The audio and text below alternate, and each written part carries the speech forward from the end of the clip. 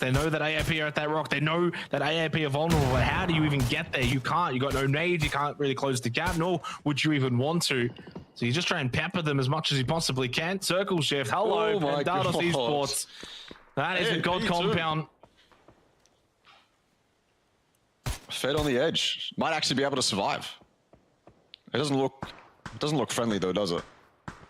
Looks like they might have visitors going all the way to the edges of the zone just to deal with them. I mean, this is, Teddy's looking at this like, okay, these guys are free. I'm going to extend as much as I can. You got to be careful though. I was just getting to my point, Teddy, about how you have to be careful. And he proves it for me. But I think AAP for the moment will be allowed to survive, probably off the back of Pindado's fire. Panic were in a good spot last zone. Looks like now they've got to take the other opposite side of the road. We saw them win a game last night from the northern side of a road. Looking quite similar this time around, just on a different map. EXO still in the picture as well. I think they'll have space in front of them to play. It looks like they do. It's just a question of how high it is. How exposed is it to Pindados and the rest of the server? I don't know if we're going to get any deaths here. One Call is the only team caught incredibly out of zone, but part of me wants to believe they still have something to play.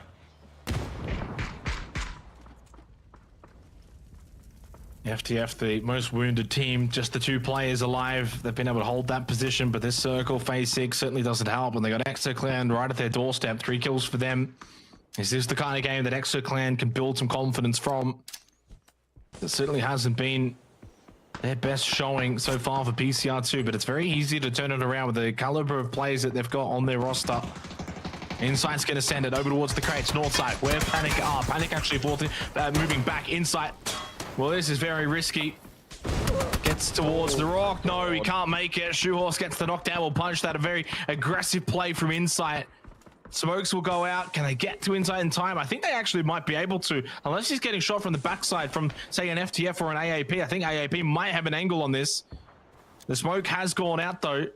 And Monty can get onto this position and go for the revive, but Smokes behind a rock where there's a play that's down, and you know that just invites frag grenades galore. Oh, yeah. The one from Suspect will land onto Insight. Monty, who was going for the revive, he falls. Oh, this is massive from Panic. Big tags onto EXO with Monty down. Their run might come to an end here for Tago. And that's going to be up to 10 kills down for Panic, and they are verging on taking back top spot here in this lobby. They are certainly one of the top contenders now for the remainder of PCR2. Hatchie with the kill on Denandu. 1 player left inside of the smoke. It's Samoy. It's dissipating, and he's out. Crazy 9 confirms the kill. Look at Panic. Straight inside the compound. As soon as that fight pops off, Pivy's already here. Creating space for his team. Wait, Jay doesn't know. Play. Yeah, Jay has no idea. He's the one tasked with watching for things like Panic making this cross, and he hasn't caught it. This is the winning play that Panic need to make. They just identified it and make it happen. It's a completely different look Panic from what I've seen in the last few months. Fantastic initiative from Pivy to make that happen. Gives his team the space they need. Suspect is going to be the one on the northern side to lock that side down.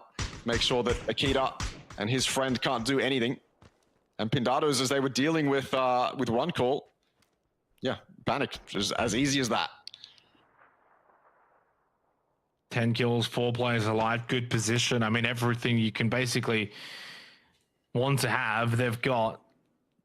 Ticking that checklist 1 at a time for Panic, back into the top spot. Once, of course, placement points are calculated for them, they'll get that top spot back. And the beautiful thing about the top 3 that we've got, the top 3 that are really neck and neck, any of those top 3 are in first. The second and third doesn't matter with the way that it's shaping up at the moment. It is absolutely neck and neck at the top of this leaderboard for that spot at PGC. And ironically, as I say that, it's the 2 teams that performed the best in PCR1 that are still alive in this game. AAP, EXOClan. The higher they can get, the more they can throw a spanner in the works late at the end of this season. 4 teams remain, but EXO down to just the 1 player. AAP, honestly, not a whole lot better with the 3. Panic and Pindados sharing this compound. It's Carpso. He pushed out. He got super aggressive. Algebot with a knockdown behind the tree. Crazy 9's got him pinned down with Mark 12. Nan and Alec need to push forward and help him get out of that position, but Algebot's knocked down by Jayo, who's got that high ground advantage.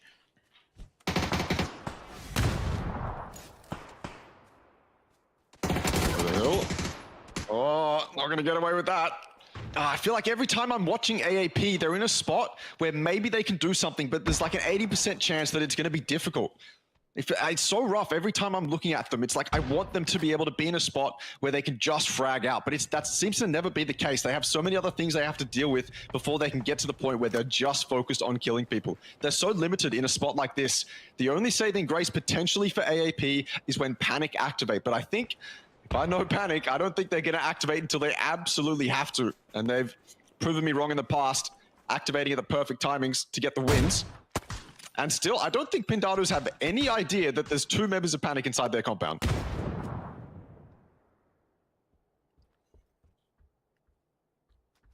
Although Hatchie does have his eyes like fixated on those stairs, so I would imagine they've got some kind of an idea. Yep.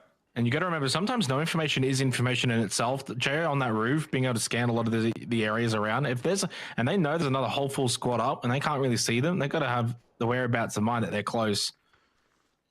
And then the duo for AAP, been a good game for them. Top 4, 8 kills. You'll take it with the way that this tournament's been kind of going for them. It's been a bit up and down. And I think also for ExoClan too, I know it's not a sort of barnstorming performance, but 3 kills, top 4 just keeps them chugging along. But chugging along doesn't get you top spot, doesn't get you top 3, might not even get you top 5. So they're going to have a breakout performance, I think, to close the night out. I mean, we're kind of halfway through night 2 now, right? We've got 3 more games after this. I think we're going to need to at least see one game. Disagree with me if you want, Ross, but at least one game from EXO where they really pop off, because we haven't really seen it. The only team inside the top 6 on the leaderboard that have not found a win. I agree with you. They're going to agree with you as well. They need it. They absolutely need it. Right now, the game is focused on this compound and what occurs inside these walls, because it really dictates what AAP do.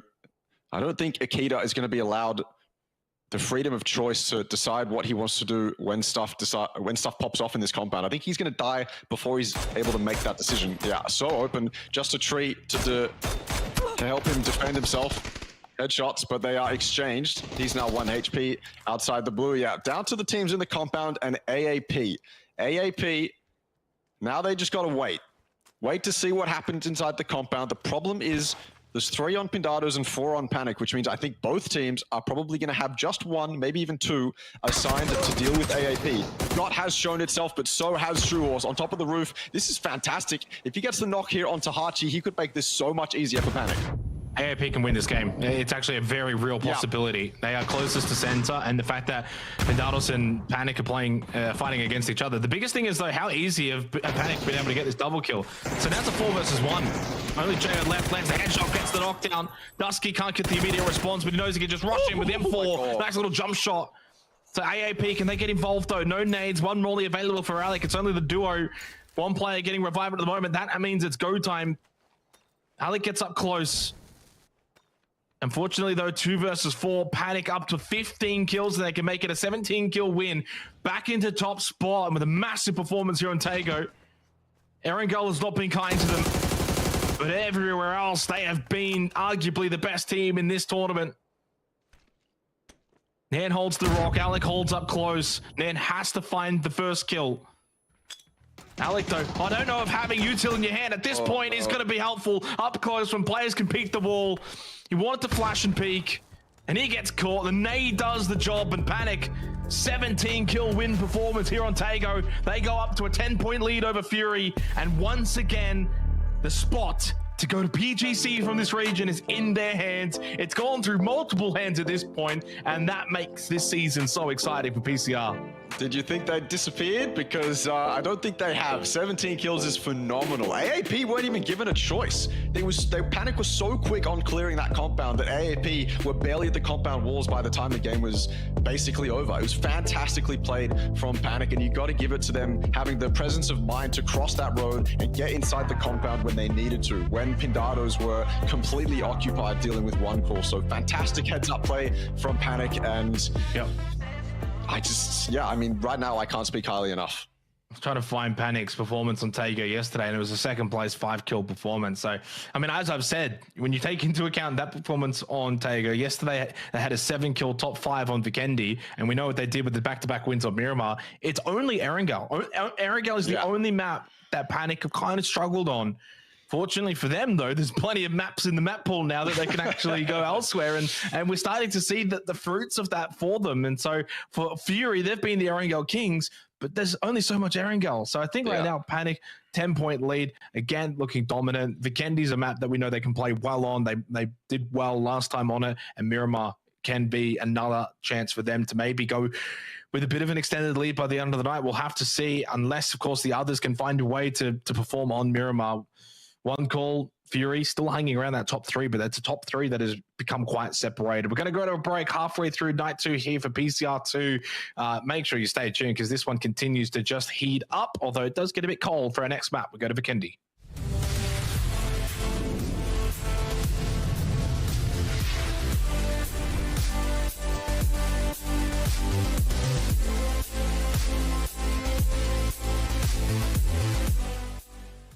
Welcome to the update 26.1, where you'll experience a rejuvenated Erangel, the return of tactical gear, the launch of a new rank season, and much more. Let's get straight to it. Time to play Tourist again and re-explore Erangel, enhanced with new features and revamped landscapes. Gain new advantages by discovering secret rooms, refine your tactics for the freshly redesigned ruins, Milta and Stolber areas, and keep an eye out for our KFC collaboration that's finger-licking good. We are also reintroducing tactical gear after a brief hiatus, during which we fine-tuned and rebalanced it based on your crucial insights. Now re-established as a world spawn item, we've adjusted the performance of both the drone and spotter scope to better synchronize with the overall game balance. Check the patch notes for all the juicy details. Additionally, in an effort to elevate strategy and teamwork, each squad is now tagged with a unique number visible on the kill feed. Lastly, we've polished up the match report page to offer more precise, match-specific details. Consider it your personal analytics dashboard. There's plenty more packed into update 26.1, so make sure to dive into the patch notes to learn more. And we'll see you on the Battlegrounds.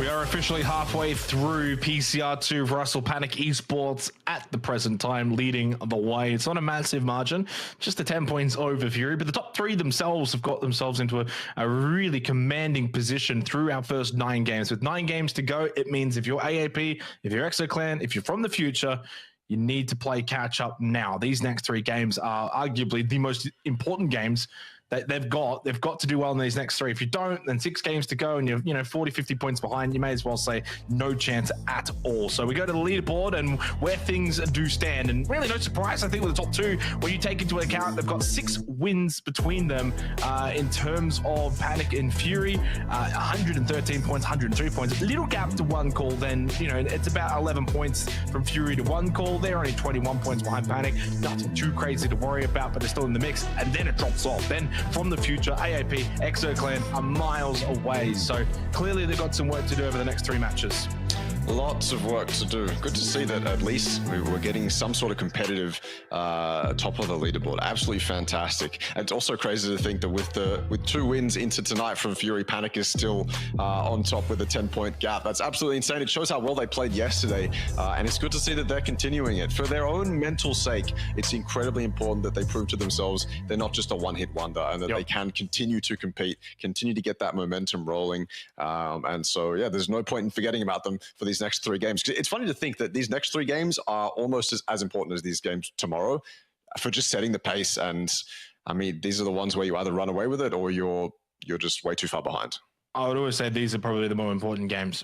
Players might disagree with that, but I've seen enough tournaments now in my time in PUBG, Russell. These are the games where if you find yourself behind going into the final day, you're only going to be able to find success if you can make the history books. And there's not that many, so if you think back to FaZe Sundays. Yeah, your FaZe Sundays, if you will, or the Atletico choke back in, what was it, season 1 2019, to go to London. Sorry to bring that one up. So that's about it. There's not many. You can't think of many. So it means that the vast majority of the time, the general consensus is if you're leading going into the final day, you typically get the job done, because it's just too much to ask for. And if it's a 10, 20 point gap, that's not that much. I mean, really, Panic were 10 points behind Fury at the start of that Taker game. Now they're 10 points in front. So it's not impossible to get that little swing, to get, a 20-point swing here or there. But to do that over the course of a night, to have to also then hope Fury, 1 call, Panic all have bad nights, that's just arguably unlikely to happen. You need to turn it around now. I mean, and so to do that, AAP, EXO, and I guess to some degree from the future, need to find wins. They need to find big games. We're talking 15 kill wins. We're talking a big game, and also somewhat hoping Fury or Panic also, kind of bomb out early. So that's kind of what needs to happen right now. How do you force that? How do you make that happen? You just got to have good fundamentals. You got to play good PUBG. If you don't, then it's just not going to happen. And I kind of look at the way AAP have been playing. And I know I put them in the spotlight probably for some bad reasons, but they've been a little bit slow. They haven't looked to try and take command of certain positions. They're not pushing. They're playing quiet. They're playing on the edge, but they're not sweeping edge. So I haven't quite been a big fan of the way that they've played. And ExoClan as well have looked a little bit stagnant. You kind of look at 1 call, Panic and Fury, and a lot of the times if they find that they can push out, get position or get kills, they do it. They don't think, they don't overthink. They just go and take it. And that's why they're commanding this lobby right now. Yeah, I think I am absolutely in agreement. So there are very stark differences from the AAP of old. But it's good to see that at least, the teams that were performing averagely on day 1, like Fury, good to see that they are still able to get away with these crazy wins. It's fantastic to see. Bit of a different beast now, though, moving on to Vikendi. Can be quite random. This is where AAP got their big win. Can they do it again? I mean, it's sad to see as well that AAP had that massive win and then they couldn't really continue that momentum going into today. I said it last game, but I feel like every time I see them, they're just not in a position where I go, okay, yeah, the decisions are easy from here. It should be quite simple for them to get a lot of kills here and maybe even fight for that win. It seems like they're always on the back foot, which I think is a byproduct of what you were saying. The way that they're playing their edge, the way that they're entering these circles is just not favorable for them. It doesn't seem like they're giving themselves too much time to actually play with. And That's crucial if you're playing Edge. That's one of the foundational things you need. If you submit to playing an Edge style, you're submitting to not really giving yourself too much time, and you're obviously putting yourself on that back foot. So all the time you can get is incredibly valuable, almost necessary. Because if you get caught up taking a fight on the Edge for too long, then, well, that blue is behind you. So you got to keep that in mind. Now, of course, I was just saying AAP, Exo, they need big games. Well, fortunately for AAP, they had a massive game on Vikendi yesterday, 15-kill win, and that's actually what turned around their poor start. The poor start, though, to lay it out, was a 14th place 0 kill, 14th place 4 kill, 14th place 1 kill. That was the first 3 games from Archangel Predator. They had 5 points going into Vikendi. What did they do? They got a 15-kill win, brought them right back in, and then they had a second place 6 kills. So you can turn it around pretty quickly. You certainly can. We've seen that. They did it yesterday. They're going to have to, unfortunately, though, do it again today because like day one, AAP's start to day 2 has been largely the same. And again, we're still waiting for an EXO clan to have a big pop-off game. In terms of kills, the highest kills that EXO have had is 9. That was a 4th place game. So they haven't really been able to crack that, say, double-digit threshold, and they haven't been able to get that win. 2 key factors. I mean, and if you go and look at the record books, Russ, I'm pretty sure you would find no one's been able to win tournaments without, 1, getting double digits, or 2, getting a win. It's just a very rare feat. So the fact that they have got neither of those 2 conditions is worrying for EXO clan. Very, especially with the expectations that they will have held themselves. Dean is landing in a field. Oh, he's got a car. Never mind. He's got a snowmobile. Perfect. These things go wicked fast, by the way. When they were first introduced, I was incredibly surprised at how fast they reversed. It's like they actually go backwards faster than they go forwards. Either way, anyway, it doesn't matter. Tangent. Red Sea will group up, get all the loot they need, then make their way into the zone, which is a very, very northern zone. Fury at the center of it right now. Good opportunity for them to potentially get ahead of Panic. Where is Panic? Not a bad spot. Can make their way in, play Edge. But Fury definitely, and along with Synax as well. Very wide splits from both of these teams. This is the problem with getting the phase 1 shift on top of you. You're in the center of it. It's like, where do you go? What do you actually prioritize? Sometimes the answer is obvious, but on a map like Vikendi, I don't think there's an obvious answer. Maybe they're going to be wrestling with themselves. Okay, what do we actually take? What's the priority here? What do we split? If we split, how much do we split? Do we go 3-1, 2-2? Do we go even more than that? And they're going to have to wrestle with that and find something and just settle down. So interesting to see what them, Tanax, the likes of those guys in the dead center of the circle do, but we're not at that point yet. Yeah, Northern Circle here, always nice to see something a little bit different. Yesterday was a bit more center-south, so this one definitely shapes up to be quite a bit different. Also, this very northern side of Vikendi has a lot more snow to it rather than the southwestern side where it kind of clears up a bit. So snow becomes a factor. There's also a lot of that terrain that does come into play. And also on the north side of Vikendi, not as many cities, not as many of those like big, large main cities. Yeah. So whereas on the south side, there's a lot more of those. So something to keep in mind as we play this one out. Not going to have probably as many send locations, if you will. But one good thing that Vikendi has, a lot of these like mini little shacks, you got lots of little ridges and bowls that you can play out of. Kind of somewhat similar to like Miramar at times, where you do have those bowls and those dips, and yeah, there's those long range sight lines, but because of the way the terrain works, it doesn't always encompass the whole map. Like Kamukau, understanding that he is getting aggressed on here, and he's already got reinforcements. Luke 12 Cal in their vehicles immediately. No, oh, and look at that, Nikus as well with a big help out. Oh, Cal, the Panzer from Cherry. So Cherry, I mean, Speedy's not there. He's coming in late as well to this. 10X, I think, are about to get wiped out. They've pushed on to Fury. Cal's knocked down, but the reinforcements have arrived. Nikus has done a tremendous job. He got a kill, he got a knock, he got some damage in, helped out Waiki Kamukau. Speedy obviously is just going to leave this one, not going to bother. Cal will get brought back up, and it's a 3-0. Fantastic from Cal, basically doing it all by himself, and then quickly the reinforcements arrived. Fantastic opening knock. It was a good trade with the Panzerfaust. It was quite funny to look at that from our POV, spectating Cal. Basically just completely surprised by it, but still a very good defense from the man, who seems to be the guy you just put in that spot and he'll deal with the 4 people that are approaching. Doesn't matter who it is, he'll deal with more than one. And he did it that time around as well. Very calm, remained calm as well. No overextension from him, didn't really need to. Sit in that top window and get it done.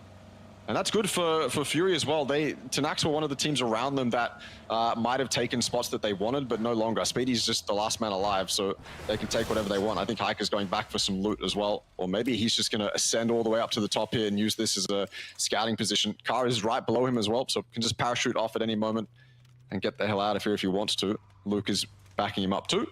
Maybe this is the 2-2 they want to go for inside the observatory and then the compound that Tanax breached.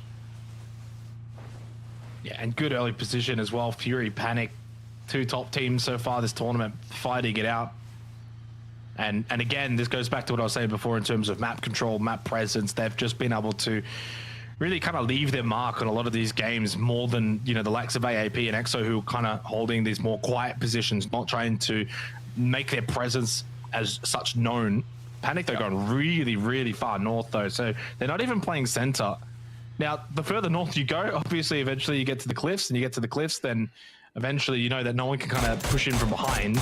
So you then can kind of push in with the circle and have good information that you're not going to get backfilled on. No one's going to pinch you. No one's going to third party you, especially at least from behind. So you got a little bit more of that power of pushing forward, and having that knowledge that you're going to be pretty safe from behind.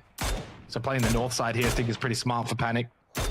Fury will be content though with the more centralized position, and EXO not too far away from them. And you can see the pot shots ringing out there from Monty with the mini 8 times, and kind of look towards the teams that are very, very far to the south. Like, and I am talking on the very south coast. Roman Kill, Irrelevant, still making their way up. Long distance to go for them. One call just coming out of the main city, and still a long, long distance away. Obviously, for Decamesto, it's quite a distance from this particular circle. That's their looting location. At the moment, just the 21 points behind Panic, so nothing too egregious, but they can get out of hand quicker than you would hope. And where's AAP? Well, they've gone center. So I like this from Archangel Predator. How many games have we seen them today? Kind of playing around the edge and the edge positions. Well, this time they've gone a little bit more central. And I imagine, probably not in the next 5 minutes, but as we get to the middle portion of this game, we should see them have more impact on this game of Vikendi than what we've seen today. Hopefully they're in a spot where they can actually extend out of their compound and start having an impact, like you say. They're very close to that river as well. I really love spectating circles that end on this river, because it might look like a flat ice field to people who aren't very familiar with Vikendi, but that's not the case. There's actually a lot of cracks and little divots and like bunkers, essentially, that have been formed out of the ice that you can actually play inside. And it's fascinating watching these teams navigate that terrain. So that's the circle I'm hoping for, but yes, definitely hoping for a good result from AAP. Hiker, he'll take a freebie. That's a fantastic spray, actually, as 4 piggies arrive. Luke is going to be here to try and back him up, maybe, or is Luke trying to get out of here? I wonder. They're actually going to get that res, potentially? I think Luke's might have called it. Time to leave. Hiker's actually contested on top of this roof. Not the best. Help from Monty, though. 6 HP. I can only imagine that Hiker survived by the skin of his teeth. Like, that guy dropped on his roof, and he wasn't ready for it. That would have been disastrous if Hiker actually got knocked there. Yeah, I mean, the 2-2 split for Fury means that at any point you kind of feel a little bit of that pressure. You got to make a decision, a quick one at that. Observation, though, good position here. Observatory is potentially going to be a key position. If this circle goes to the north, it will become quite central. It's close by to where Panic are as well, but obviously Nikus and Cal don't want to give up their sort of more high ground position based on the terrain. Good spray down from Ryan. Again, Titan Foxy been playing as a trio the whole night tonight. And Tin DD. Obviously both knocked. Ryan going to go for the revive. But yeah, I think Fury are pretty confident that they can kind of deal with what's happening here, although they might opt to try and group back up with Nikus and Waikik and Rukau. 50 seconds till phase 2. But this is the kind of time where it's really difficult. You don't want to sort of over-rotate. What happens if this hard shifts north and Observatory is what you want? Then you would rather call Nikus and Cow to that location. But in saying that, it's not as if a lot's going to change in 30 seconds. If it does go north, then all 4 of you can kind of rotate back in, knowing there's really, okay, a couple of duos or solos roaming around, but that's about it. We can take that. That's still ours. So they got the information on it. One call down to the 3 players, losing trick early. Well, the kind of game that they would have liked to happen here on Vikendi. Prone goes Samoy. Teddy Trying to just see if he can get a shoulder peek of information. Not able to find anything though, but that's good news for Samoy, because I think if Teddy peeks over that, he probably gets the kill.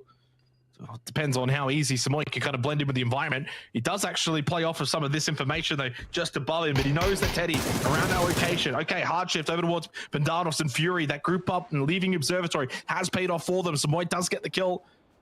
Teddy doesn't get the response, probably needed to. Teddy was in a good position to get the trade, but he falls off it and eventually gives up position. FTF down to 3. That's a good little kill for one call. Odd. I thought Teddy would extend a little bit higher. Try for it at least. With how valuable a spot like this is. But nope. Decides to back off, and it could cost FTF more than just one player. Positioning, you've got to consider that. Fury did regroup, but they went for another 2-2. So this is the original 2-2 spot that they were holding, and the rest of them have gone towards the south. They aren't going to give up space that easily. 4 Piggies pressured them early on, but it doesn't matter. They'll try pull off a 2-2 at any point they can. AAP looking for as many kills as they can get, and my God, do they need them. Titan Foxy exposing themselves in the open. The 8X on the Mark 12. You're hoping that this works out. Maybe they can steal a kill, get cheeky here onto this fight. This fight is so open for AAP. They might even choose to extend out that way and go for some third party, but I don't think it would be worth it. Maybe they're too exposed to Fury. But Fury are certainly getting involved. They can LOS AAP and get involved in this fight with no worries at all. 4 kills for Titan Foxy, and considering at one point 2 players were knocked down, they've done a good job to just, again, grind out some points, especially as a trio all night tonight, still holding on to that 10th place. Got to give some plaudits where they're certainly required to do so. Although now it probably might be a little bit too difficult for TinDD. Panic, of course, having that very northern side position hasn't quite worked out for them. That phase 2 circle going a little bit more to the south backfires for Panic, but they do push down close by to Roman kill. Ambitious shots there from Mr. Flank. That's with the 4X, and yet that still looks so far away. 1.5 minutes till phase 3. And I think Panic might just keep moving here. Although, to be fair, Suspect is the one that's quite a distance behind the rest of the team. 4 kills for Fury. And obviously more that could be on the platter if they can find Titan Foxy a little bit out in the open. I think Cow's wanting to get a bit greedy, but he takes a shot from a distance, and that speaks volumes to this map of Vikendi. Got to be careful to not overpeak certain ridges. So many sightlines that are available in such a sparse open map. It's so open. It's just got to be this paranoia inside the players' heads. They want to get aggressive. They want to extend out. It's what they've been trained to do, and yet as soon as you do it, you get punished for it. It's got to be demoralizing, but Fury have made it pay off for now. I don't know whether they claimed a kill onto Titan Foxy or not, but they were definitely sitting there on that hill for at least 1.5 minutes. So they made it work, and straight back to the 2-2. It's a close 2-2. I don't know if they're going to be able to help each other unless they regroup on each other. Roma kill arriving on top of 4 Piggies at Observatory. Been here since they took it from Fury. Looks like Kenz is alone as well. Ashing home, they're here too. So 2 teams for 4 Piggies to deal with, and they've already lost 1 to Hexamuffin. Kenz is going to get out of here. I think he realizes he doesn't want any of this smoke. He's going to try and leave, but he gets knocked from Panic all the way in the background. This is shambles for Roman Kill and Ashing home right now. Oh. There's the smoke. While this is happening, AAP, you can see on the western side, close by to Panic. And these are the kind of fights that AAP kind of need to take. I did say middle portion of the game, this is the kind of match where we can maybe see them flex their muscles a little bit more, try and have a bit more of an impact on this lobby. But it's Fury that once again have got all the map control. 2-2 split, center of the circle, holding 2 key positions. They're the ones that are sort of flexing their muscles and taking the high risk, high reward option of going for that 2-2 split. Phase 3, it's still early. You can typically hold these splits. But when it's a map like Vikendi, and there's not much in the center of this circle, and those splits are kind of somewhat close to the edges, and you're holding some of the more key positions that are still available, you've got to be understanding that you could get aggressed on, you could get teams sending on to those positions. One call being one of them that are now just starting to lurk by, close by to high command, and I think it might be Luke 12. And Panic and AAP continue to just go back and forth. Nade from Dusky, Pivy down at the moment. Suspect driving by with the vehicle, gets the elimination onto Net. Pivy gets a smoke coming his way. They'll hopefully get a revive, but it's Alec that gets a good response. He gets a second knock onto Panic. So a little bit scrappy this fight has been. And I'm not too sure if Pivy is going to get the immediate revive, considering that Suspect and Dusky need to deal with the remainder of AAP. They lose Shoehorse for good. Pivy bleeding out. I think they're going to lose him too. 3 kills for Panic, but it's certainly been at the dispense of a couple of their teammates. They have won the fight technically, although at what cost? 2v2. Oh, this is risky. Could turn into a... Oh, never mind. I was going to say could turn into a 3v2, but yeah. Crawling in the open like that usually results in the death. So now it's up to Panic to deal with this 2v2. They're the ones kind of pincered. I think AAP might be in better situations to actually maneuver around this compound. Panic is stuck in and around this one building. So the onus is on them to get something done here. AAP can just kind of sit back, watch the angles, watch the left and the right of this building, watch the exits.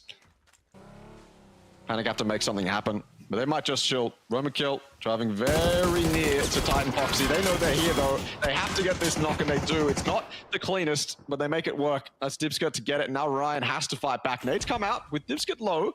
It could pay off, but he's already got that first aid off. So these nades won't be as useful anymore. And nades to retaliate as well. A nade, a molly.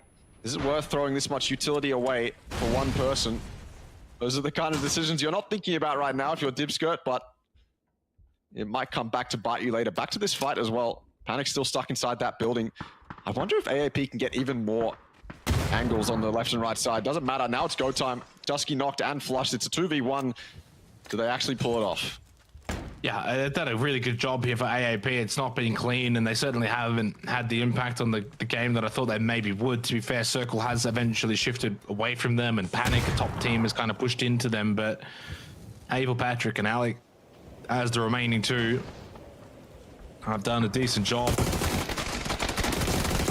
The blizzard comes in, which means that you can't see a thing. You cannot see anything. If Patrick eventually pushes close enough, Suspect is going to be just absolutely kicking himself with that blizzard. The timing, he would have given himself a chance to watch the stairs. He couldn't. He literally couldn't see the stairs. Yeah. And so they were able to push up and eventually get close to him and Panic go out. So that's our top spot team eliminated. Position vacant, available now for the likes of Fury, and also means for one call a chance to close the gap, but they've only got the 3 players and they've got good position.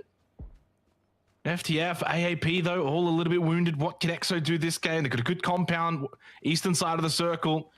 Absolutely have to capitalize. These are the kind of games you must push out, get kills. What a shot. One tap lives up to his name. The knockdown onto Juan for VIP. One call's position's good, but maybe deceivingly so as we look at the map. Ryan's being smoked up. Doesn't even know he's there, maybe. He's going to run into him. He's going to step over him. Ryan's not shooting? There we go, finally. Pickies goes down.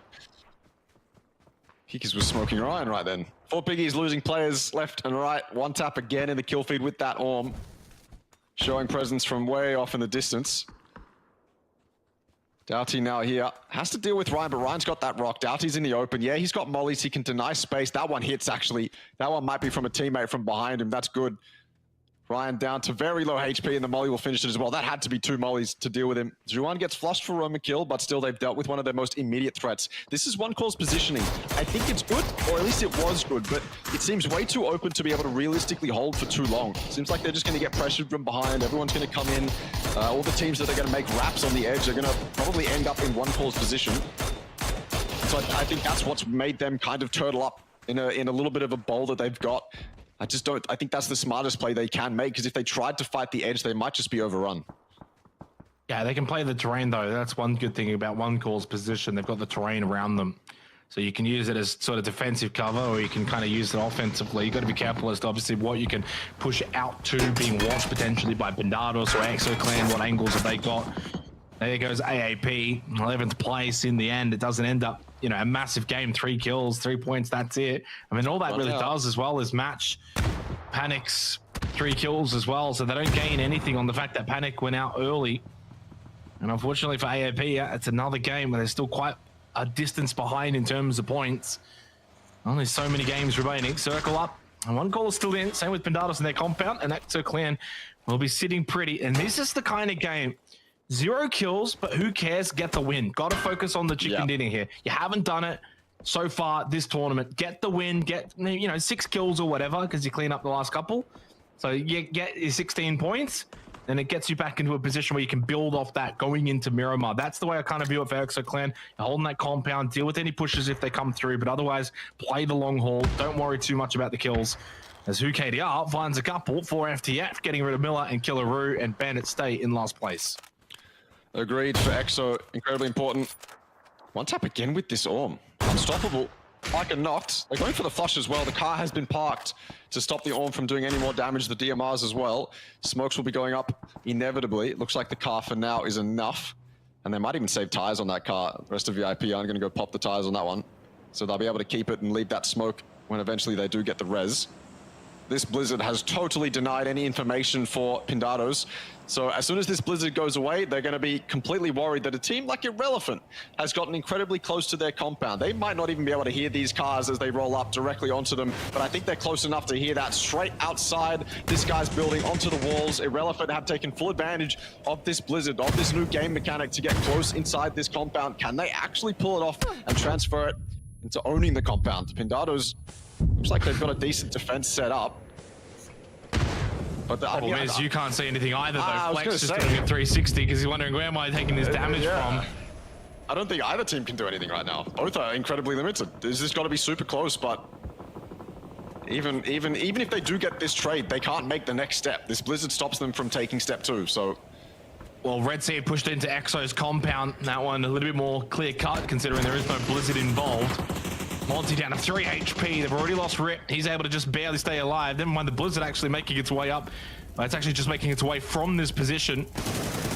And coming out of the smoke, that's an easy one for Akita. He gets rid of Epic. They deal with Red Sea. They get all of the 4 kills, losing just the 1 player. I think at this point in the game with 8 teams remaining, I think you take that 4 kills for 1. Hiker trying to deal with the remainder of VIP. Smoke just obscuring the vision. Keeping VIP alive a little longer for 1 tap. He goes down eventually. Bawater on the outskirts of this fight. When he grows up, eventually spotted. Hiker though, wow, what a firing shot from Bawater, my friend. That was strong. Gets the kill on the Hiker, man. Eventually Fury 2 deal with him because Cal gets the kill, but they lose 1 from that. Down to 2 now for Fury remaining. Nandu gets bled out. Chibret though gets the kills onto FTF, and 1 call now got up to 4 kills this game. And just like that, down to 5 teams remaining.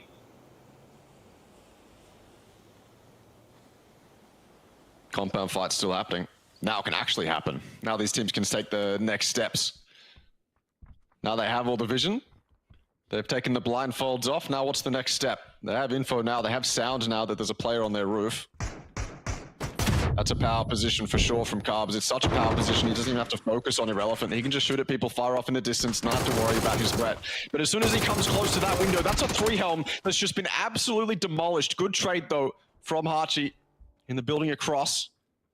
Do any players make a move off this? Nades have to go in through that top window. You have to risk throwing those nades in, even if you expose yourself just a little bit, because if you can get a double knock, maybe even a flush onto Irrelevant, that opens it up so much for Pindados, but it's still slow. No one yet has such a distinct advantage, and it's just going to continue to be slow. They're in zone as well, so all the fighting is going to happen around them. This fight is basically a Mexican standoff for the moment, as Akita and Simoy combine to take down Fury. Too much to deal with as they enter the zone. Or a P90 at this kind of range, that's dangerous.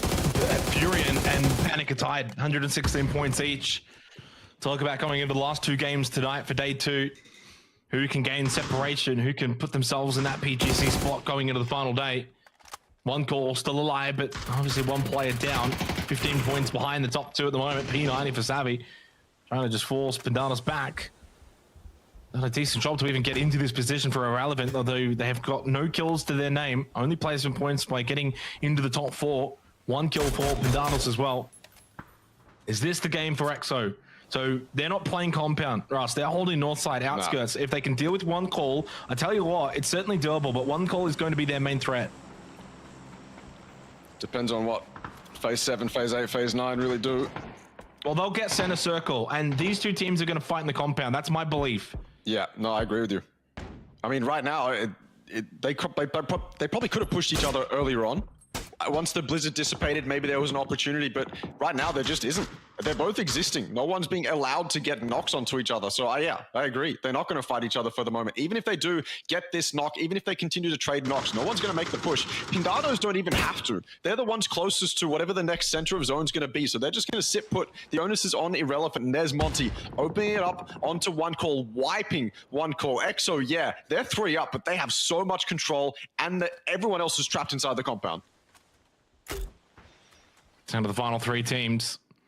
Yeah, EXO's only got the 3 players, but they've got best position. Crate's available. Closest one to Akita. He's going to go for it. And this is what I was saying. Irrelevant and Pindados, I think, are going to end up fighting each other. Because, I mean, realistically, how does one push out of this compound to fight EXO? You can't until the other can take each other out. And depends on who wins the fight and how they win the fight. And in a circle like that forces the issue even earlier. For phase number 7. So now they don't even get, a little bit longer to fight in this compound. They actually have to force their way out. EXO have got best chance to win this game. These 2 teams are just going to have to go at it. There's no way to kind of slip out the back and push up and wrap Calms with the opening kill onto Sohan. That just opens things up. Irrelevant trying to get one back. It's Insight though. Oh. That further compounds. So he actually helps out Irrelevant. Crazy 9, good angle onto Flex, and eventually lands the tag with Mark 12. Has the P90 for the close angle and Mark 12 for the long angle. Irrelevant 2 down on their knees, 1 down for Pindados at the moment. And it's Blessed that will be able to go and get one of the revives. Crazy 9 immediately back up after being knocked by Insight. Great from Hatchy. No, Savvy makes the cross. As low as he is, he still makes it. Jo trying to shoot through the bathroom the window. Very difficult proposition at Insight, though. He'll steal a couple of kills for EXO. This is their game. We have been asking for EXO to stand up and have a big game. There's 9 kills. They've never cracked 10 so far for PCR2. I think they're about to. No win for EXO. There you go. Yeah, there it is. Confidence booster no matter what. It was really onto how cleanly can Pindados deal with Irrelevant, and it wasn't clean. They lost 1 to EXO, their main competitor, the other team in this end game, and it doesn't look like they are even being able to take space outside this compound. EXO are ready to greet them. Crazy 9, P90 up close, has to be useful. He has to get this knock onto Insight, or there's almost no chance. So much open space behind him that his team have to cross. He took a car. Does that mean he's stranded the rest of his team? Do they have to use smokes? Is it easier now for EXO to get angles onto them as they leave the buildings? You have to wonder. You got to consider this stuff. Utility is being used to try and leave, but they are still stuck inside the compound. These angles from EXO have to be just perfectly aggressive. They cannot let Pindados catch any sort of timing. One thing they cannot allow as well for Pindados to maybe group up, push a position like Akita, get a kill, then suddenly it's a 3 versus 2. How quickly they can take the advantage here. Akita's got to be so careful as he peeks up. More importantly, yeah, he wants information, but he also can't give information of his location to Pindados. So he's got to be ever careful. And if that happens, he's got to communicate to the rest of his team. They are aware of his location. Oh, he spots 1. Great trigger discipline. Doesn't shoot immediately. Gets a better position off of it. So gets info first. Doesn't shoot straight away. They still don't know that Akita's behind. Akita's got God position. He's got information that he's able to translate over to Monty and Insight. If Akita shoots and misses and then eventually gets turned on, that could lose the game. So he has to be careful. He's aware of it. He's playing this perfectly. Yeah. He's the guy that's going to win this game for them. Just can't whiff the spray. That's all. And in a pressure situation like this, I actually back Akita. This guy hasn't shown me any... I don't know if he does anything until Pindados actually start pushing or shooting the other members of EXO. Yeah, when he does take that shot, though, he'll time it perfectly. Don't you worry about that. It's just about hitting the shots. I'm interested. I'd be so interested to be in EXO's comms right now. What is Akita saying? What are the rest of EXO saying? Now, maybe it's time for Akita to open up. Does he hit the spray? No, he doesn't. It's clean, and there's actually a turnaround. No 2 versus 2 way. Hachi, and the punishment, and down to Monty now in a 1v2. Crazy 9's low, healing up. Monty with the AUG, broken helmet. Akita will be kicking himself. Certainly a massive opportunity goes begging here. Surely EXO haven't just thrown away this game. Monty's certainly capable. Goes for a rotate, repositions, and he's got time. He's got space. He doesn't have to rush this. But it's a 1v2. And if Hatchie and Crazy Nine just play close together, they should never lose this game. Although vehicle play gives Monty information. Hatchie pulls up close, doesn't get a little peek of the head. P90 up close, and they are going to play together. Monty to peek the ridge, get a headshot, and he does. Gets him low, one flash, one chance, and he has to push off that information. Headshot, lands it, last player, low, it's Crazy Nine with the P90. First aid kit, Monty's going to get it off. He's trying to peek for information. Crazy Nine's close, and he can just run at him. Hit fire spray, spots him. Another flash, little tap, try to force it out. It lands it. Monty with a massive win for Exo Clan in the clutch of the 1v2. Salvages it, wins it, and clutches up a huge chicken dinner, and just at the time that they needed it the most. When it seemed like this tournament was maybe fading away from Exo, they make a big statement on Vikendi. 13 kill win, 6 from Monty, 5 from Insight. The new guys getting it done. Oh my God, Akita, he timed it perfectly and we just had to have him hit the shots and he didn't. I was gonna say before he took those shots, I haven't seen cracks in Akita. I haven't seen him show me any sort of weakness when it comes to confidence, when it comes to performance anxiety or nerves in situations like that. I think that was maybe the first time I've seen it. It almost cost them the win. The one thing that they really needed almost cost them. But then Monty, he just comes out of retirement and just pulls off a 1v2 just like that. And he made it look easy too. It was confident, it was calm, it was clean. He had the foresight to pull out the flashes, throw them at beautiful timing. So fantastically done from Monty, but it looked quite dodgy. Yep. Yeah, it was a very intriguing way that game finished. I thought Exo probably had it wrapped up earlier than they did, and Akita just says, no, let's make it interesting. Monty clutches up though. Exo do get the win that we've been craving for them, that they've needed. 13 kills as well. And finally, a statement that they are still a contender here for PCR2. Enough of Vikendi though, one and done. Go to a break and come back. Miramar to close out day 2.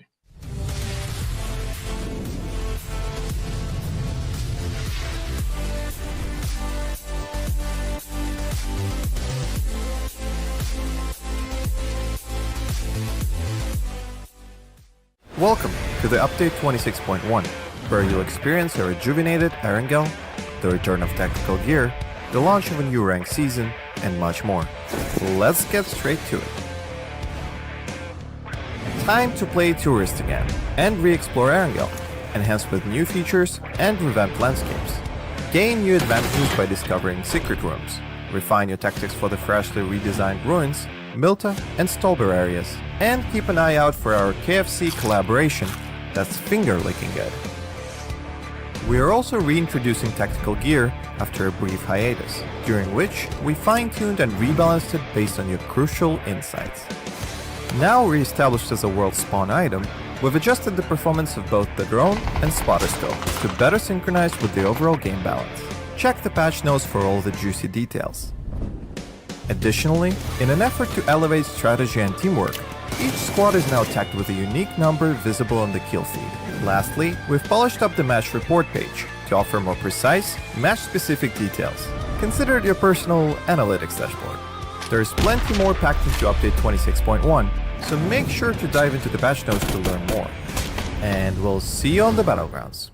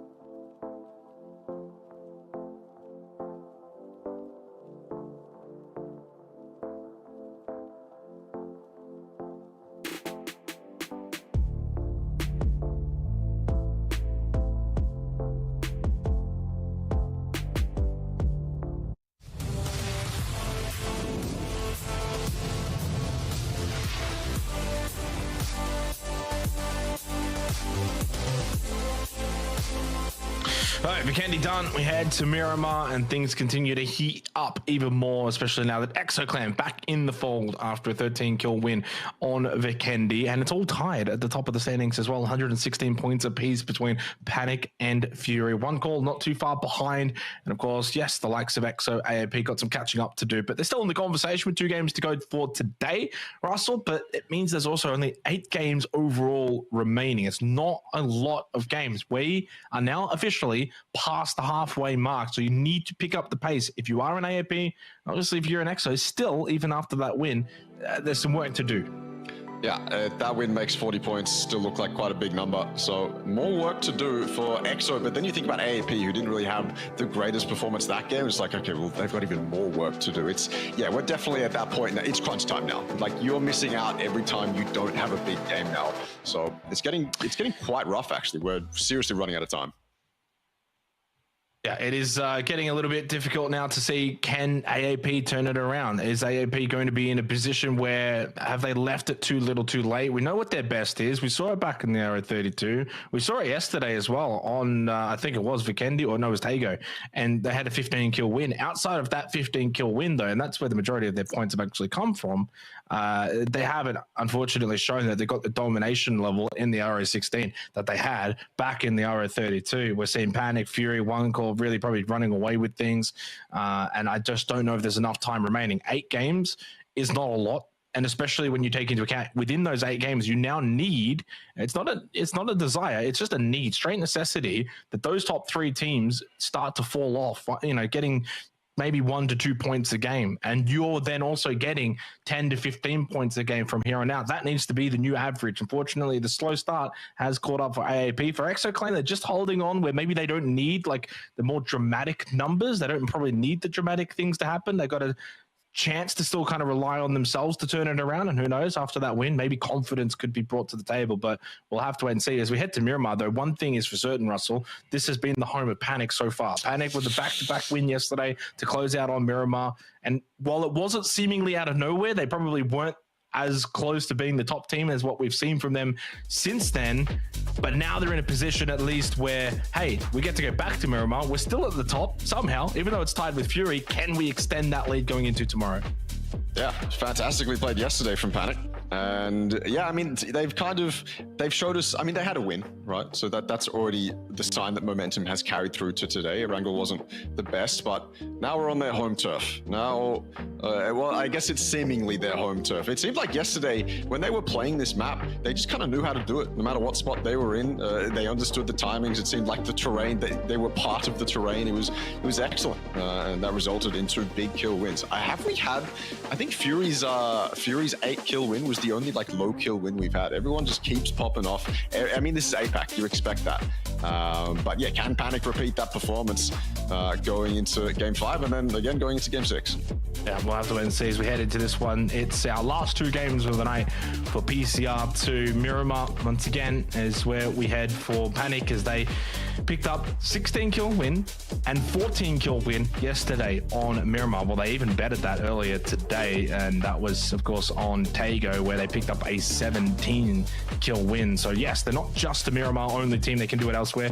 It's just Erangel that's seemingly where they've kind of struggled a little bit. Now, I thought that they were tied on points, and I'm actually not too sure if it seems like this in-game leaderboard is from the start of last game. It's like it hasn't taken the Vikendi result into equation. So bear with us.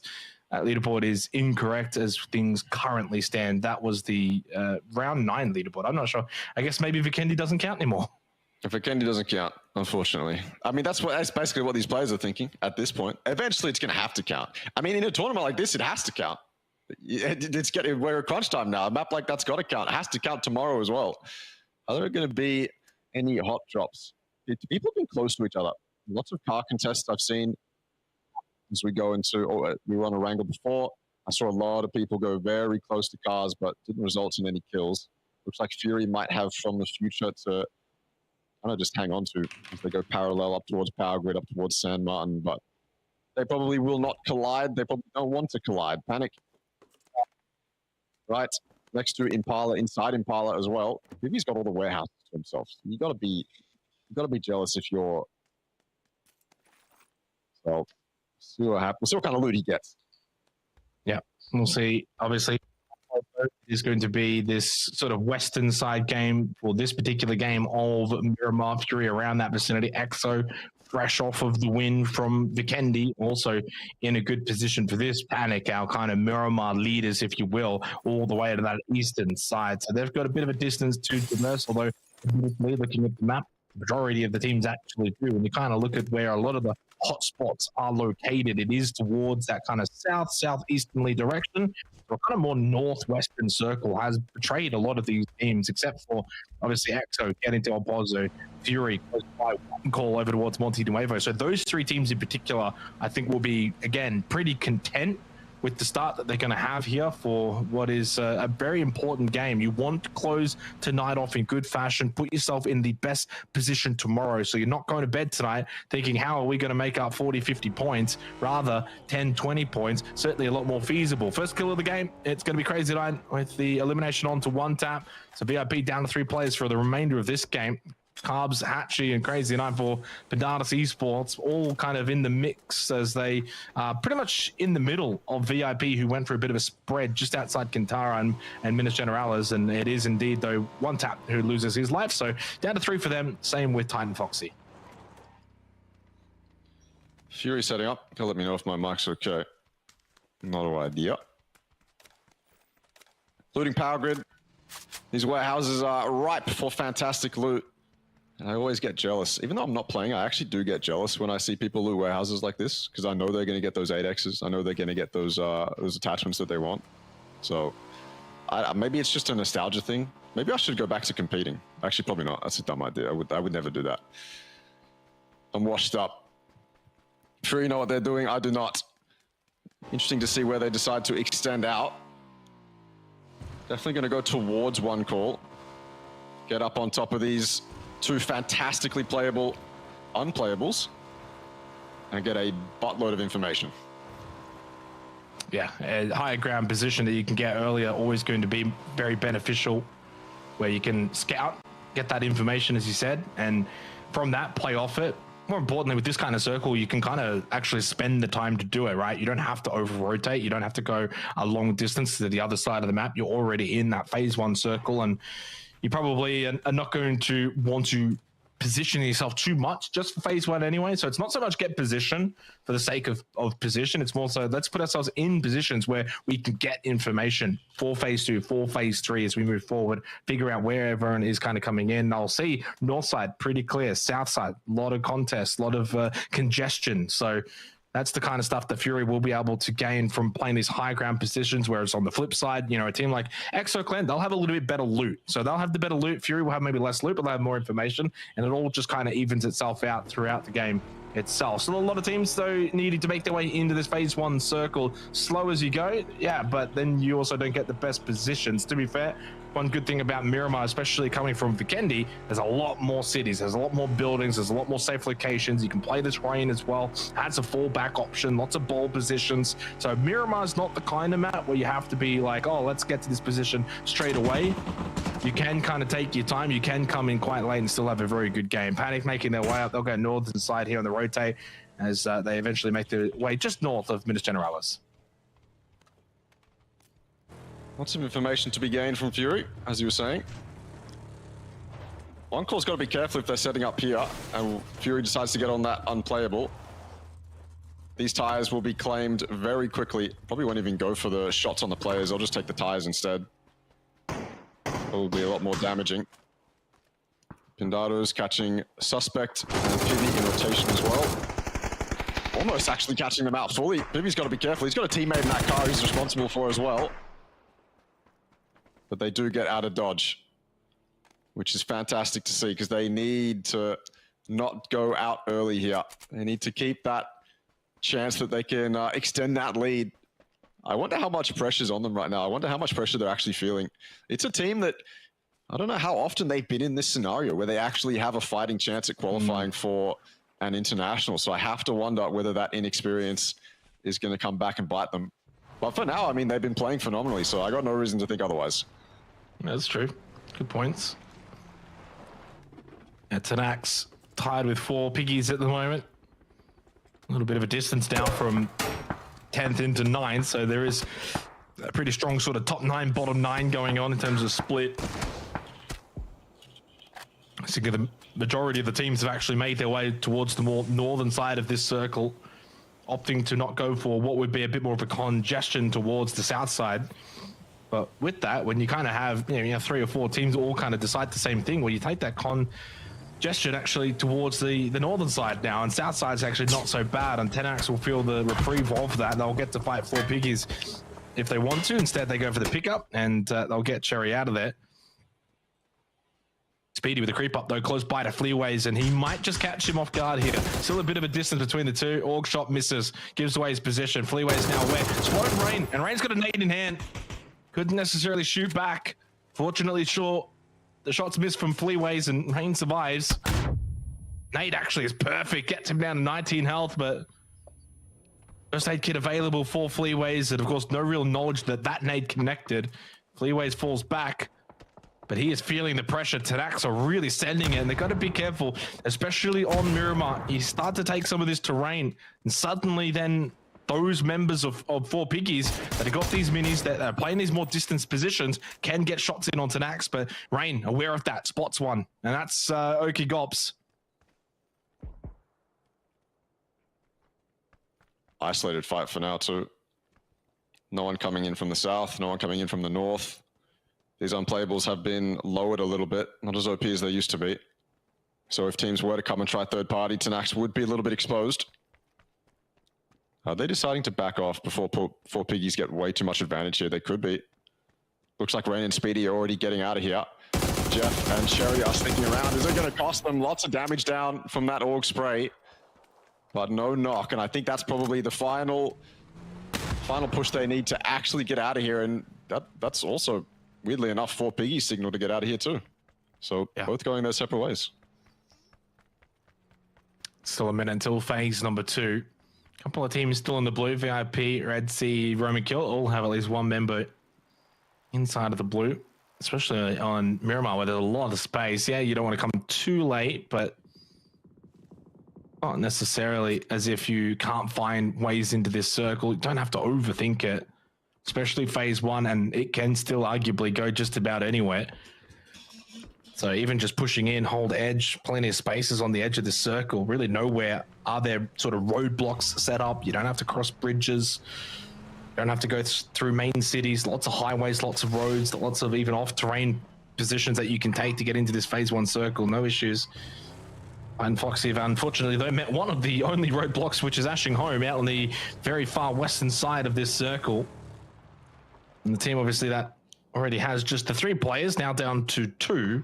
As they lose one on the rotate, and that's going to be Tin Double D losing his life to Murayama. Ashing Home have been a sort of quiet team, just the 27 points from 9 games played, or close to that. Now up to 1 kill in this game, holding around that sort of bottom 4 position. And circle number 2 over towards El Pozo. Monte Nuevo still in. We see this circle actually pretty oftenly, I think, on Miramar games, and there are actually a lot of options in terms of what you can hold. Firstly, the 2 cities, then you got the El Pozo fields. There's those double stack houses as well just outside. You got the ridge lines that you can play. A lot of terrain out towards the western side too. So there are still a lot of options of this kind of circle. Jake, you're forgetting about the unplayables that are now playable as well. I mean, I think most teams would be thinking, okay, well, we can take an emergency parachute here, or at least a couple of us can, and go straight up to those unplayables that are so desirable in this zone specifically. Roman Kill, they're on it. They see it. They want it. They know it's a power position in a zone like this. Plus, you can play below it, keep a couple members up there, and have them gather all the information for the people below. Sandstorm is going to come through and disrupt a little bit if you're on that western edge, but no more than that. Exo regrouping as well. As Pivy arrives, that's fantastic shooting from one call. Luke 12 is 0 chances up against those Dragunovs. Nothing that Nico could do from up high either. Maybe just too exposed to that compound on that rotate, cost him his life. Or not cost him his life, sorry. Just a knock. They should be able to get that res, and they're kind of just hoping that one call no push out. Just free shots. You never know, you might be able to land a heady. Archangel Predator a little bit closer though, and their shots may have been a little bit more likely, but they've made their way in. Roman killed top of that little mountain, and they'll happily just sit there. Probably the kind of position though where you don't really want to be peeking too much. I honestly think they're probably best to just either all go prone or make sure they've got little fallback positions. So sometimes you can kind of peek over, see down, shoot, but then if you do start getting peppered back, can you take a couple of those little steps back and you're fine? You know, what's your overall safety net kind of like up top on that position? Do you have to go prone? As you got to make sure you understand your sort of whereabouts. So if you got numbers at least, and they do have all 4 players in that, it's not like Jo earlier tonight on the silo on the first game. You're not just a solo, so you can kind of peek and be a little bit aggressive because you've got the numbers. I don't think I've ever seen a team win from taking that unplayable. That's the thing, is I think it's one of those situations or one of those positions you just take, you know that it's going to give you value in the short term, and you're just hoping it provides value in the long term, but you can never be guaranteed because you eventually have to parachute off. You have no cars, and there's going to be people below you. There's going to be teams below you ready for you to come off. Unfortunately, when you put yourself up there, you make yourself a target, whether you like it or not. As soon as you have to leave that spot, the entire server is going to be staring at you. So they got to be careful. They got to be thinking about that. Thankfully, again, they have the parachutes in the backpack. They can just jump off and go wherever they want to. Power position for now as well. They're going to be able to keep so much info that you would assume they're able to make a safe play later on when it comes to that crucial point where they're shifted out. But I feel like that's rarely the case. They just kind of get ripped apart as soon as they leave that unplayable. So for their sake, and for my sake as well, I want to see what happens when the team's actually able to pull off a win or a good game coming off that unplayable. See if that happens. So far, quiet game. 13.5 minutes, only 3 deaths, technically 2, since Titan Foxy have just the trio. So a stark contrast, isn't it, Russ, when you go from Tago, Vikendi, then back to Miramar, where it all kind of slows down once again. Tago, Vikendi, you know, you got a little bit in these more unfamiliar routes and the way teams sort of rotate and move and the positions they want to hold. Miramar kind of goes back to that staple, similar to Erangel. You know these positions, you know kind of what you can hold, can't hold, what you can't push. Even more coupled when you add an Alpozo into the mix. And Alpozo is big enough that you can have 5, 6, 7 teams. So you end up in this situation where, because of the way the circle has gone to start here for game number 5 tonight, it's just going to be a little bit slow to get going. But that opens potential avenues later on. That means there's more players alive. That means that if you're in a good position in the mid game, more chances to find kills, rather than a lot of the kills happening early on the rotates. And even if you're in a good position, you can't quite make the most of it. And yeah, like even Patrick looks up and it's like, well, how do we push out now? Yeah. Thankfully for everyone that isn't Roman kill, this next circle should push them out.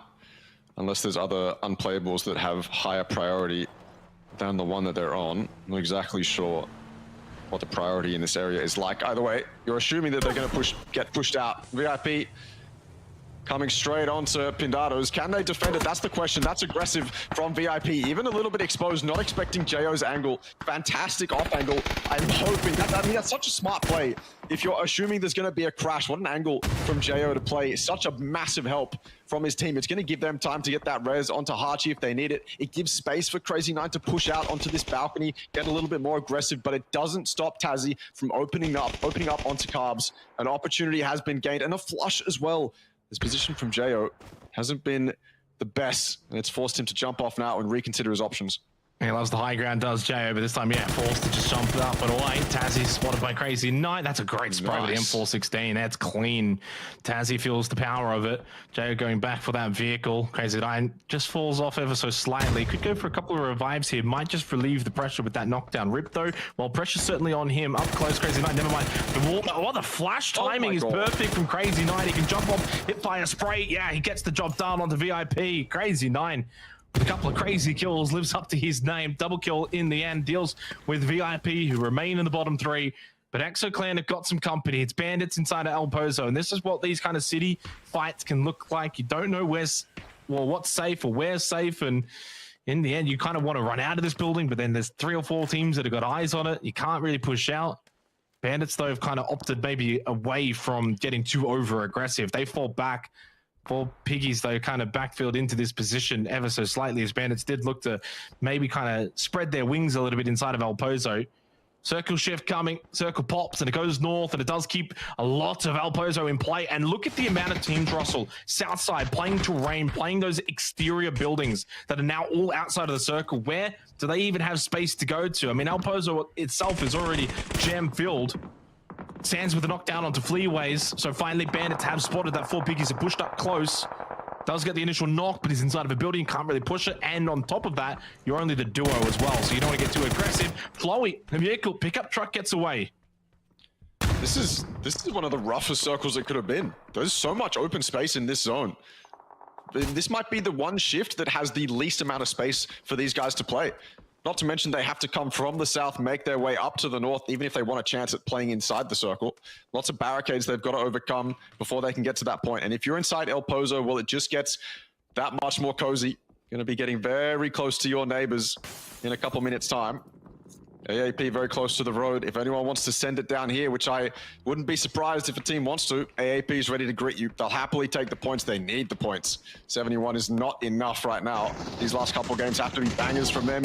Is it going to be Fury to send it down the road? I think they're too smart to go down the road. They know that that's not a great option, so they're going to go over the hills instead, try get north like that. A couple other teams going to make wide wraps as well. AH and Red Sea, they were on this western side. This was basically their only option. There's that massive unplayable stopping them from doing anything else. There's even Pindado's members up here. They're coming from the north, trying to come south. It's all chaos. It's just shambles as these guys try to find anything that they can play. But right now, all the playable space is, that's devastating. That's not what you want to do on a rotate like that. That's crucial. Yeah, it's not ideal, especially at that kind of timely manner either. K-Mon's going to get finished off. Free kill for Tete. He'll happily take that. No complaints from him.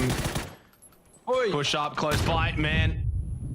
Dealing with Red Sea, but these are the kind of fights that from the future need to win. No disrespect to Red Sea, but bottom 2, FTF with a lot more on their mind considering how close they are to the top 3. They need to get as many points as they possibly can from these scenarios. Delta Mix, you can see just the pepper of spray of bullets as soon as he tries to push out of that shack from Crazy 9. It's only Mr. Flank that's left alive standing for Red Sea, but he's getting the revive onto Apic. The smoke shielding a lot of the vision in towards that little garage. Punye gone, so is Sands. That's the end of the Bandits. Akita and Trick will split 1 for 1. So 2 of the bottom 3 teams eliminated. Unfortunately, the consistency at a rather poor level following these particular teams. And Red Sea, I mean, they're not in much of a better shape either. Panic in the center of Pozo. Opportunity for them to extend their lead. But they're going to have to be patient. All the action's going to happen around them. Kind of same with a couple other teams inside Pozo too. They're not going to have the sight lines that they want. They're just going to have to wait it out. Wait for these teams to finally get close to them. That zone pops. There's a little bit more to the west. A couple of teams going to be happy with that. Coming outside the building as well, Fury sent it straight into Pozo, and it's not easy to leave. This building specifically is a pain to leave. It seems like this one, there's just not much you can do. All the angles are exposed. Everyone around is going to be watching, and in a lobby this competitive, in a city this condensed, it's looking incredibly hard for Fury to get out. And now they have to deal with Irrelevant coming up behind them as well. Savvy, he's going to want to take care of this. Blood in the water. Can he actually capitalize on it, though? The thing is, he has to go out either side. He can't just look straight at Fury. He's got to make a push. He's got to get something done. And he's going to want to wait until his team's ready to Ready to wipe Fury, really, before he wants to make a push. Well, the one good news for Fury, though, they at least dealt with Inside, who's kind of holding a little bit more of that sort of front position. Blasty, okay, never mind. As soon as they get out onto the road, that open space, clearly their downfall for Fury, trying to jump the window. Blasty closes the door, doesn't reload the orc, senses the pressure ever mounting from Luke 12. He gets on a good little flank. They get the kill, a good response at least for Fury, shuffles them back up into top spot by all tying up with Panic. Divs get to go down to the blue for a Roman kill. If we think back to earlier in this game when they held that mounted position on the unplayable, well, that is now playable, but also their downfall too. As soon as they start to parachute off, of course, they are easy pickings for Pandados, who are up into 7th now. 9 kills. They've been able to get themselves out of that sort of bottom half of the leaderboard from a poor day one showing. Sohan gets the kill onto Hiker, man. Where's Luke? Holds the angle. Very quick spray. That's an easy one for Luke. Kind of just running out. Gun not really in hand, and Savvy's not in a position. So Luke can get this revive. Fury will keep 2 up. Couple kills, but they've still got to push forward into the next circle. Savvy's spotted by Monty. And again, just not able to find an angle to get the flush onto Hiker, man. And Luke, though, is he giving up on this? He spotted him. Double barrel through the window. Oh, that's a risky molly. That could molly yourself. He has. That was inevitable. You can see that coming from a mile away, and Luke gets it anyway. No way he actually goes for that.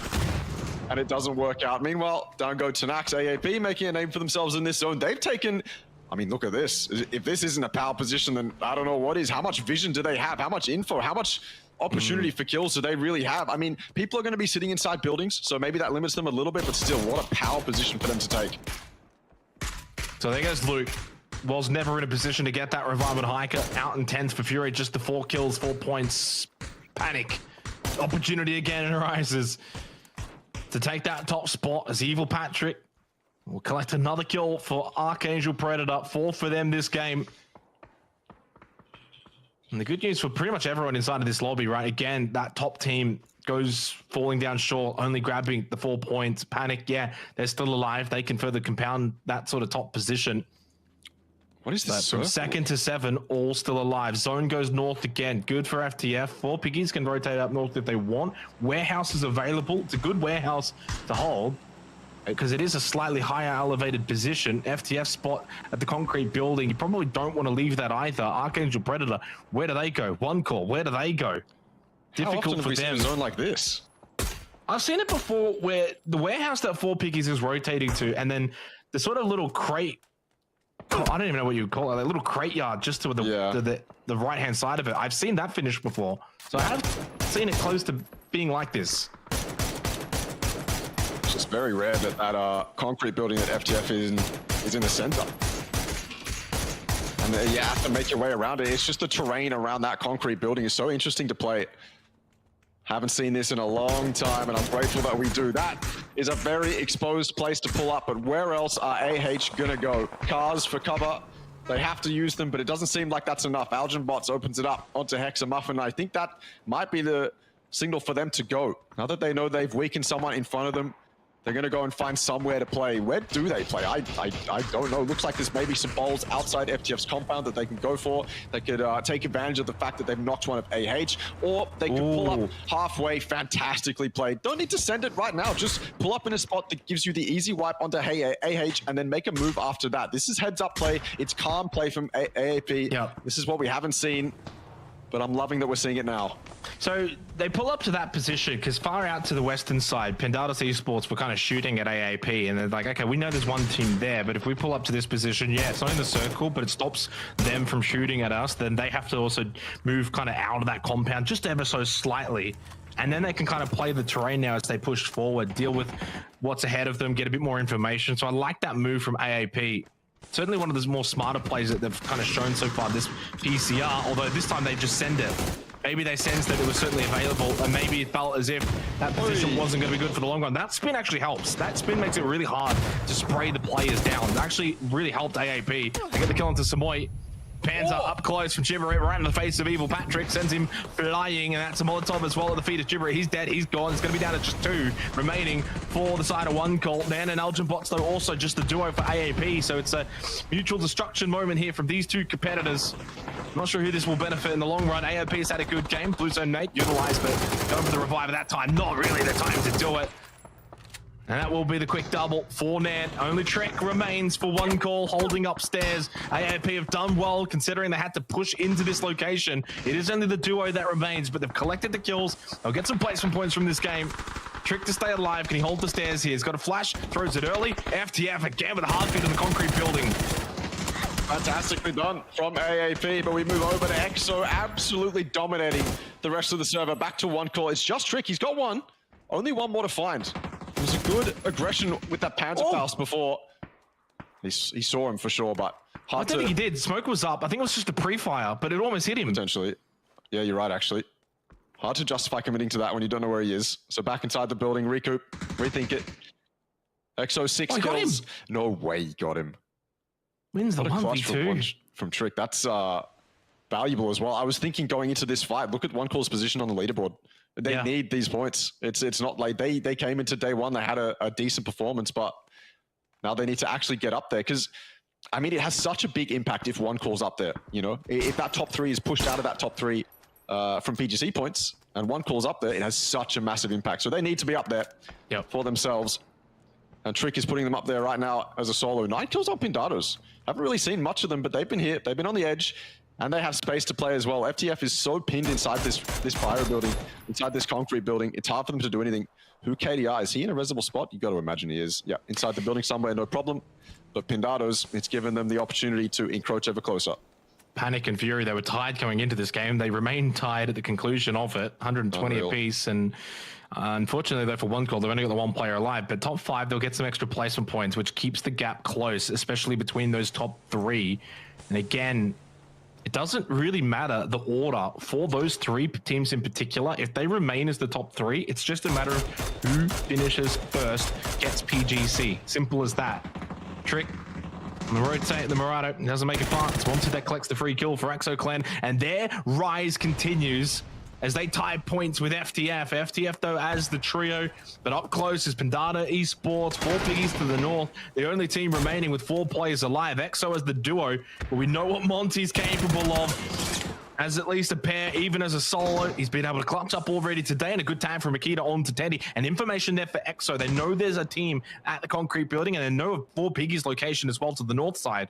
So a good amount of information, at least for the duo, and they're inside of the circle here going into phase 8. So we'll see what can happen. But either way, good response from EXO, closing out day number 2 to keep in touch with that top 3.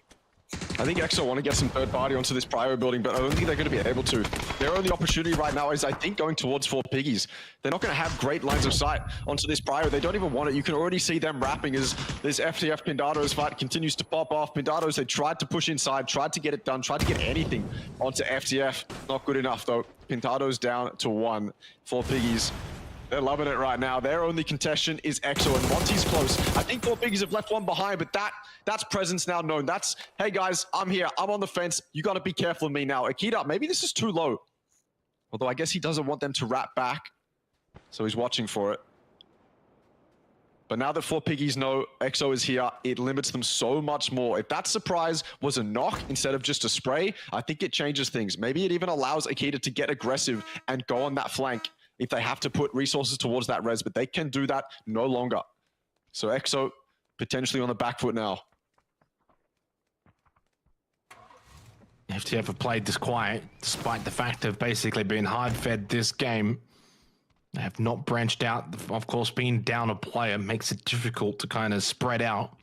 So you do feel compelled to just kind of hold inside of the building, but what that does do is invite the pressure. Pressure, though, for now that they've been able to subside. 4 piggies more worried, I think, about the duo of EXO Clan. Yeah. And knowing that they can't just rush full steam ahead towards the building. UKDR just playing a little bit outside here. Delta Mix and Teddy playing off each other. No movement from the solo yet of Pindados, and the duo of EXO Clan continue to just kind of hold their positions, but moving ever closer towards 4 piggies, who still remain as 4. The only team, of course, that has all 4 players still alive. Round 5, our second last game of the night. 1 more to play after this. 6 games then tomorrow, and then that's it. Not many games remain for PCR2. Final circle, and Okigops gets caught by Monty up close. They weren't probably expecting that one. Good little spray with the AUG. Now, the problem is he's still only a duo. So you get the initial knock, but you can't go, okay, let's push on that, because he's still just the 2 players. The blue as well. Blue stopped them from pushing any further. Phase 9's pop. They can't wrap around those rocks anymore. Those are out of zone. It would be too dangerous, too painful to do it. So they're limited now. They have to go Akita's way. They have to just sit on this corrugated fence and fight them from this angle and hopefully get away from it, because it doesn't look very favorable, does it? You're hoping that Full Pig, they go straight towards from the future and die in their line of sights, but Monty is too exposed. Oh, he knock as well for 4 Piggies. Maybe it gives Akita on everyone.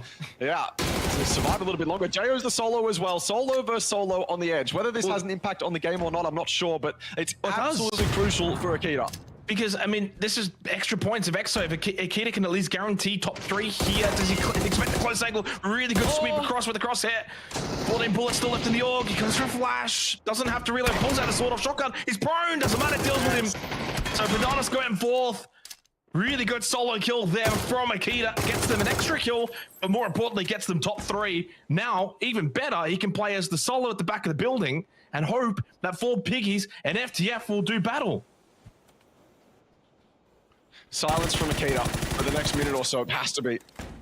Let these guys fight. Maybe he can pick his timing, but there's no angles for him to take inside these buildings. He's got to go wide if he wants to do something, or push up close and take the fight that way. All Piggies on the backside of the open part of the Prio. Wait, Akita's actually gotten quite close to this Prio. I didn't realize how close he was. Yeah, he's pushed in. Yeah. But he's able to do that because the FTF are basically fighting for Piggies, and especially with Util, they're very much concerned with them and looking in that direction. So Akita's been able to kind of just slip in.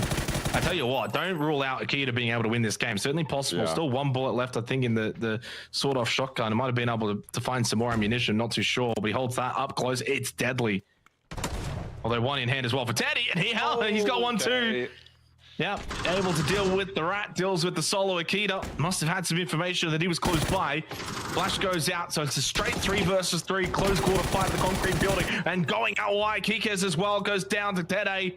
He went out far too wide. There was no immediate trade. Sawed-off shotgun comes into play, but the DPS is better than all the sawed-off shotguns combined. The DPS is too good. From the future, find another chicken dinner here for PCR2. That was a fun one on Miramar. They get the win. It feels like they needed it to keep themselves in the conversation of hanging around that top 3. Oh, don't count them out. It seems like when they get into the center of the zone, they just know what to do. That was perfect aggression on that DBS. Just confidence. PUBG's a confidence-based game, so screw it. When you got a DBS up that close and personal, you may as well go for it. We saw them messing with flashes, trying to get them off. We saw them pull them out, take them back in. Nah, forget all that. Just go with the DBS, run at them. They're blind. Just go for it. That was definitely entertaining. And yeah, you're right, Exo. They were able to overtake From the Future for a moment, but I think From the Future probably just snapped it right back with that win. Yeah, certainly could have From the Future with a big result. Needed that one to keep themselves again in that conversation. I mean, that pretty much has been the talking point, I think, for the likes of AAP, ExoClan, FTF. When we've got this kind of proverbial top 6, but there's a bit of a split to the top 3, they're the ones that are kind of fighting tooth and nail, needing to scrape together these points, get these games to go. Wasn't the most biggest win ever. They got a bit of a hard feat, concrete building outside of Alpozo, but they played it well, held their position. They were a 3-man for a lot of the end of that game too. They got the 7 kills. They got the win. Job done in my book, and keeps them in that conversation heading into one final game to go tonight. Don't go too far. When we come back, it is game 6 for the night, and we reached game 12 of 18. Massive moment here. Who can take the lead going into the final day?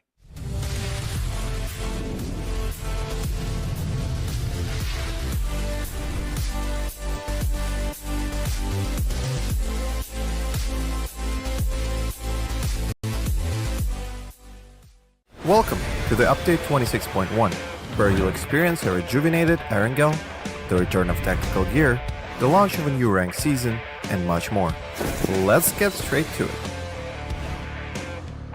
Time to play Tourist again, and re-explore Erangel, enhanced with new features and revamped landscapes. Gain new advantages by discovering secret rooms, refine your tactics for the freshly redesigned ruins, Milta and Stolber areas, and keep an eye out for our KFC collaboration that's finger-licking good. We are also reintroducing tactical gear after a brief hiatus, during which we fine-tuned and rebalanced it based on your crucial insights. Now re-established as a world spawn item, we've adjusted the performance of both the drone and spotter scope to better synchronize with the overall game balance. Check the patch notes for all the juicy details. Additionally, in an effort to elevate strategy and teamwork, Each squad is now tagged with a unique number visible on the kill feed. Lastly, we've polished up the match report page to offer more precise, match-specific details. Consider it your personal analytics dashboard. There's plenty more packed into update 26.1, so make sure to dive into the patch notes to learn more. And we'll see you on the Battlegrounds.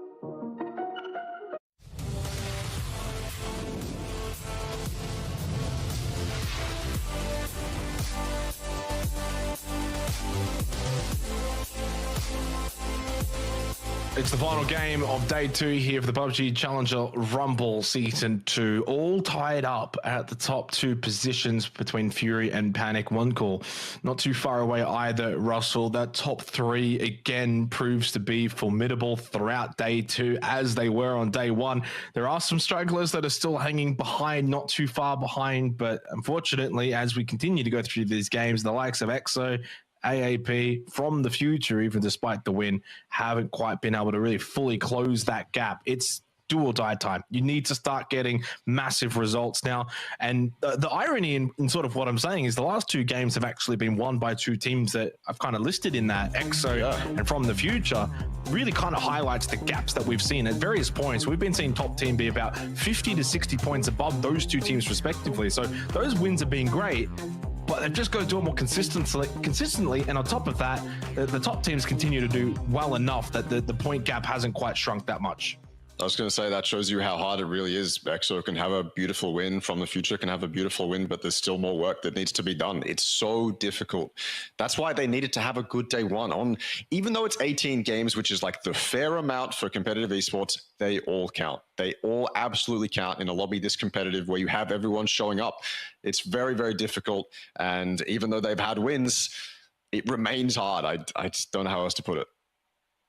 Yeah, I think that as we go into basically, we've still got one more game to go tonight, but going into tomorrow, when you kind of look at the gaps and the numbers, we talk about typically the likes of, say, 20 points. Is that really a gap that's too big? Is that going to be something that's insurmountable for the likes of, say, an EXO or an AAP? I mean, the fact that they're still going to even get to that point really worries me the most. So, you know, you look at kind of an Archangel Predator, I think there's probably not enough games left. And I think also sometimes it's not as simple as just looking at the numbers and saying, okay, well, there's, you know, a 30 or a 40 point gap, but it's like, how have you actually been playing? How have you actually been tracking along?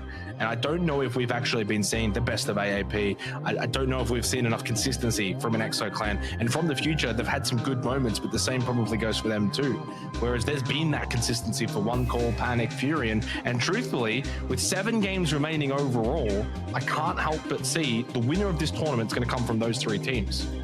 Yeah, I have no reason to disagree. We started the night with the narrative that these games were incredibly important, and a couple teams have stepped up, and the gaps have been made a lot more apparent to the teams that are below the top 3. So, yeah, the narrative has definitely panned out. And, I mean, going into the last game of Miramar, this is game 6. This is the troll game, Jake. This is the troll game, but I don't think it's going to be very I don't know about if this is a troll game moment, to be honest, but I think that regardless of what happens here, it needs to be big for the likes of FTF, EXOClan, AAP, coupled with arguably Fury, PNC, One Call. Again, maybe not getting that many points from it. You can see the leaderboard there, 120 points is where it stands for Fury and for Panic. And to be fair, that win from the future only has them 7 points behind One Call, so they're not too far away from really entering that conversation. 19 points as well, the kind of gap that isn't too large going into the final day. So for from the future, I'd say their task here is to keep it under 20. So it's at 19 points coming into this game.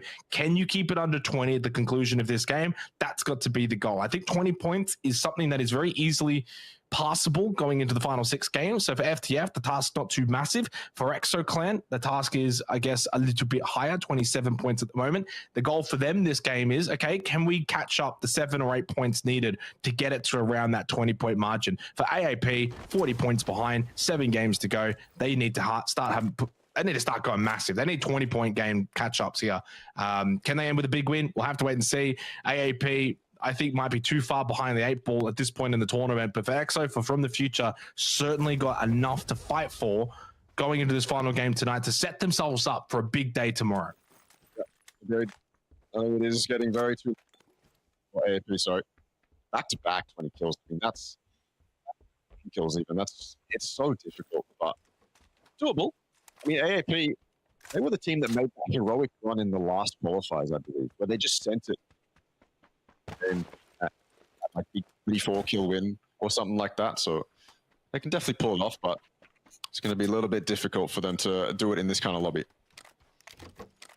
So it's an eastern side circle here for the final game of Miramar. We had the more strange Alpozo finish up towards the northwestern side. Roman kill against One Call over towards Monte Nuevo. And while you don't like these hot drops and they can always be a bit tricky to play against, this is an opportunity for One Call to probably get some early kills. Roman kill, they've dropped off quite significantly from a top 3 team halfway through day 1 to 9th place now. The points have just absolutely stagnated. But obviously it means that for One Call, there is always that chance someone like a Doughty here with a shotgun, and even more so maybe with the Panzer, could just swing around the corner, unload this, get an easy kill. And that might just happen here as he opens up the door, forces, I think it's Nandu, to go further up the stairs and away. Roman Killer aware of his location on the stairwell. Doesn't necessarily strike immediately with it and doesn't check the close angle, but he still lets go of the trigger. And with that, he gets the kill onto Nandu. Takes himself down, but that's fine. Chipperit got one. In the end, it's a trade. A 1-for-1 trade.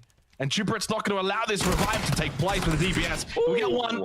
His teammate to get the second, you would imagine. Doughty very low, 10 health. Oh, never mind. Nice shot with the pump here. Juan actually gets the download to his teammate with a nade. Gets the knock of the Savoy. This is a disaster for One Call. Roman killer out. Chipperit will get the double. In the end, they walk away. 3 kills to their name. They lose Nandu, though, so they don't have all 4 players up. But you do confirm the 3 kills, 9 points separation to the top 2. Could have been, honestly, a lot worse, Russell. I don't even know what to make of that. That was one of the most insane fights I've seen for this tournament so far. This might be even more insane as Zur comes hopping off the bell tower to his death. Wasn't the full damage, it was the ump instead. And now the rest of Titan Foxy are going to try and capitalize on that. There's another one. Keep that ball rolling, Titan Foxy. You need it. The up through the window is not going to pay off, but he is safe, and his teammates will finish the job. Titan Foxy, even though they've been 3, I feel like they've been trying to get in the action. They've been showing up a little bit, whether they're on edge or taking fights like this more directly. They are definitely showing their presence. It makes me wonder what they could do as 4.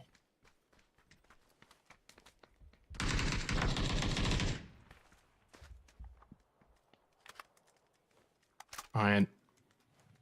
Yeah, I mean, I always say that, right? I've done this enough now sometimes where a team comes in as a trio for a given night, and as unfortunate as it is, it's not a death sentence either. And you obviously sit there and say, oh, I wonder what it'd be like with 4. I've also seen plenty of nights where the 4th comes in, last game of the night, finally shows up, and then they bow out straight away. And you think, oh, that whole night as a trio. And then you add that 4th in, and suddenly then it all just goes to shit. It's very, very easy to say, yeah, just add an extra and it's all well and good. But when you're sometimes playing as that trio, when you're playing as that 3-man, you do kind of change your fundamentals a little bit, right? You're a little bit safer. You try to get to the end game. You make the most of the fact that you're down to 3, so you don't always fully spread out, overplay your hand. So therefore, you're not making as much mistakes because you're not taking the risks as much as you would with a 4-man. So I'm not sitting here saying that 3-man is an advantage, Russell, but it's not a death sentence. What do you have? What do they have to lose? That's the mindset that they have. That's what everyone as a 3-man is mostly going to be thinking, especially in a situation with where they are on the leaderboard. Just go for it, send it, hope for the best. Try get some practice in. Hopefully they have their 4th come back tomorrow, and they can go from there. But I mean, 11th is respectable. Very, very, very respectable for the situation that they're in. 5 kills as well to start off the game, so see what more they can do with it. Red Sea not making it easy for them to get out of this situation, though. Stuck inside this double building. You have to risk it and run up those stairs. No way they make it. Yeah, thinking better of that. And I don't think Hen's going to get rezzed. No, Hen's going to bleed out. 5 kills for Titan Foxy as a trio. Well, we'll see what Ryan and Tin Double D can do as a duo. And yeah, obviously you commend them because it's not easy playing as the 3. You almost have to play harder and try even more as the trio. Make sure you don't put a foot wrong. You can't make as many mistakes. But I also commend them because they're, even as a trio, still trying to find kills. Kills have actually been a big part of their points. It's not like they're just, as a trio, sending a deep circle, playing late game, getting these points from placement points. So they've done all right tonight as a trio. Certainly done a lot better than quite a few teams who have had the 4 players up. But my eyes firmly more fixated towards the top of the leaderboard. 120 points apiece, Tide, Fury, Panic. The beauty of this as well, and I love that it's kind of played out in this fashion, because truthfully with AAP and EXO getting the majority of the points back from PCR 1, we'd be talking about different calculations. The beauty of Fury, Panic kind of fighting for this, it's just a matter of who finishes first. You know, there's no world in which, okay, well, if Panic finished first, Fury can't finish second, none of that. So it's just a straight 1v1. Obviously could be 1v1 if one call also stays in the picture. So it's the teams that weren't quite at the very top back in PCR 1, those being EXO and AAP, they've dropped to 5th and 6th. So they've kind of dropped right off from the start of the year. 7.5 minutes through the final game of the night. Niku's is just getting some very good information. FTF driving away from their position, and Man and Delta Mix stay as a duo. Close enough, I think, for Nico. Realizes he can't get anything out of it, so he'll back off as Tin DD falls. The 3-man getting ripped apart, and there they finally go. Respectable attempts, 5 kills or something like that. Definitely making the most of what they have. Bandits up here at Forest. They'll be happy with this position for now. Wonder where the 4th one is, actually. All the way down south. Punier holding down that southern warehouse. Very valuable for Bandits to be able to rotate that way if it did come to it. It's a good spread from them. This circle is also quite telegraphed in terms of positions people take. A lot of the prio spots, people are just going to let you take and not really fight for it just because there's so much on offer. Bandits are able to split 2 of the prio compounds just because there's that much to take in a zone like this. So Everyone's going to be able to find something. There's no excuse to take unnecessary fights in a zone like this, in any zone really, but this one specifically. So just be happy with what you have, and then fight on the edge later on. Or you can make ascent. Lots of hay bales in the fields around this place for you to go to when it comes to phase 5, phase 6 if you need to, or you can just do this.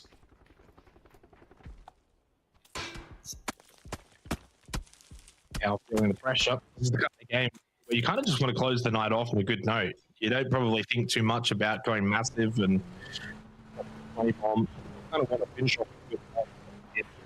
off and, you know, go over the VODs tomorrow and then head into the final 6 games feeling confident.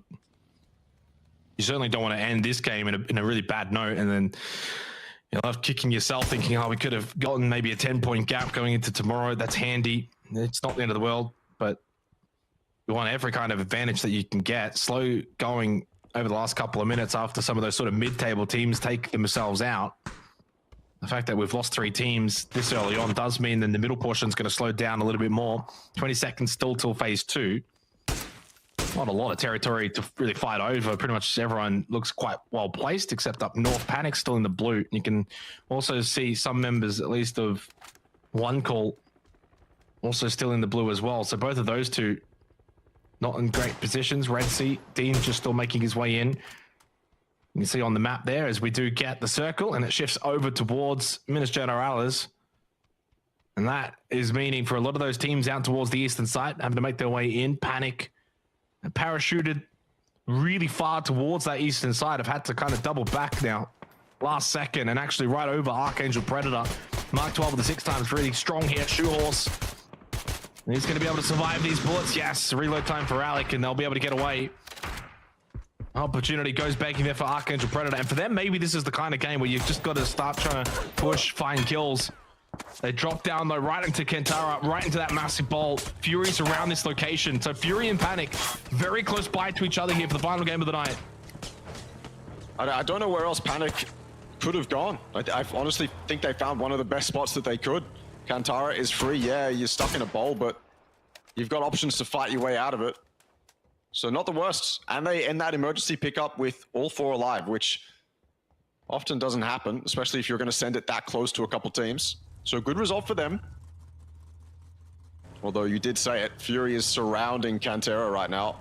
AAP close by as well. So Panic are going to have to be careful, but they know that both of those teams aren't going to extend over and try get some peeks off into Cantara right now, at least. Too risky right now, too open to do that. Maybe later on, if it starts to center up on Cantara, they can justify it, but right now there's no point. Leave Panic be. EXO on the north here with a good split inside of Minas. EXO looking towards the north, making sure that no one's going to come their way. Lots of space still available for these guys. I mean, there's so much space in a zone like this, similar to the previous circle, where you don't really have to take so many fights. I mean, you can still see that Southern Warehouse is available, Catwalk is available. So many spots available for these guys to set up and split. It's not only you can take it as 4, but you can split it. So no real excuse for these guys. But he will eventually get shorter and shorter. Irrelevant's in kind of a bit of a predicament. 4 piggies on their east, 1 call on their west, and they're in the low ground. This could end badly.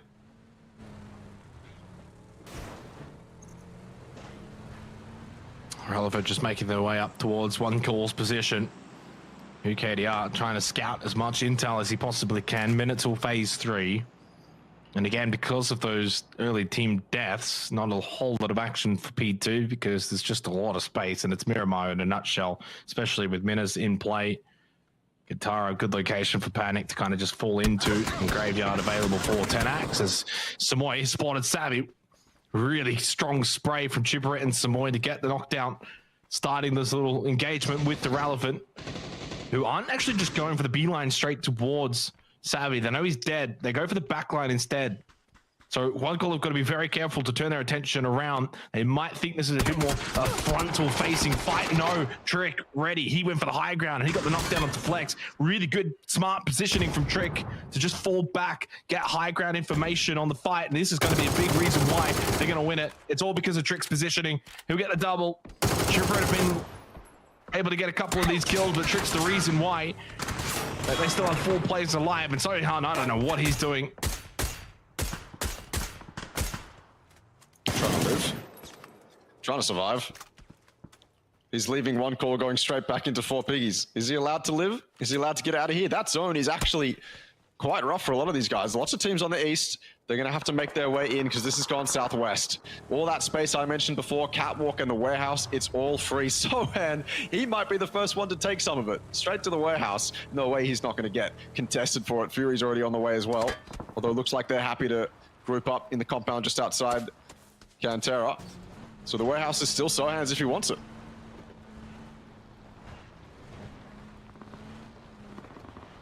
Who's to send in alongside Luke 12. Heikeman already in here. Game just sort of starts to tighten up a little bit now as we head into phase 3. Suddenly that more open lobby starts to shrink, and Heike with the Dragon off gets a nice tag on to Pivy.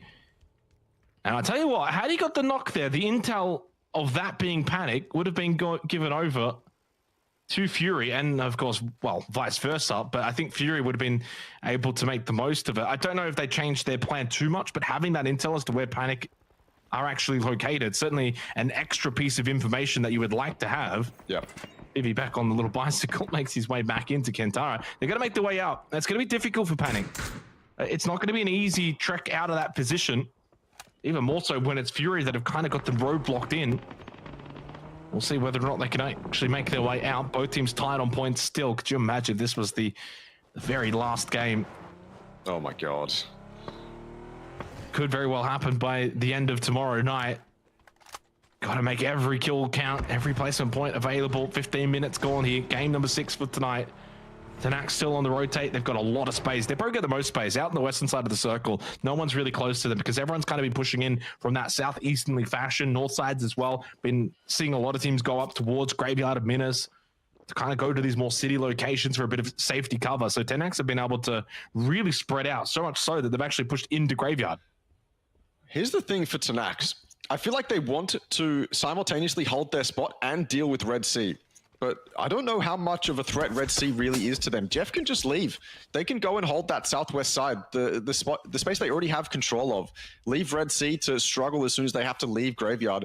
Or they can do what they are now and kind of angle towards Red Sea. Jeff gets knocked though. He's isolated. Do Red Sea know that he's all alone over there? Speedy's going to go straight for that res before they get the info that Jeff is alone. So decisions, very crucial ones, having to be made from Tenax about what they want to do, how much space they want to have, and they certainly don't want to throw this away. Committing too hard to Red Sea, I feel like would be a mistake. They're all committing inside Graveyard, and all the space that they previously held is now fully available for anyone else to take. So right now, it's not going to bite them, but it certainly could later on. Never mind. Circle shifts all the way over. Maybe now committing to Red Sea is the right play. Towards Kentara, that is a bit of a reprieve, to be honest, for Panic. Don't have to make their way out anymore. Actually goes down. And Irrelevant down to 1 player as the weakest team remaining inside of this lobby. Everyone else 3 and up. This is the kind of circle now where Fury have to be careful that they don't get aggressed on. Holding that 2-2 split. Making sure that Panic inside of Kentara could not make their way out of that location. Well, now they're not so bothered. Now they don't have to make their way out. Suspect's been knocked down. Trying to see where that actually is located. EXO also need to move out of their position up onto the northern side. FTF have got a good location inside of this circle. Phase 4. There's a knock on to Pivot from Nan. Big fight here for AAP.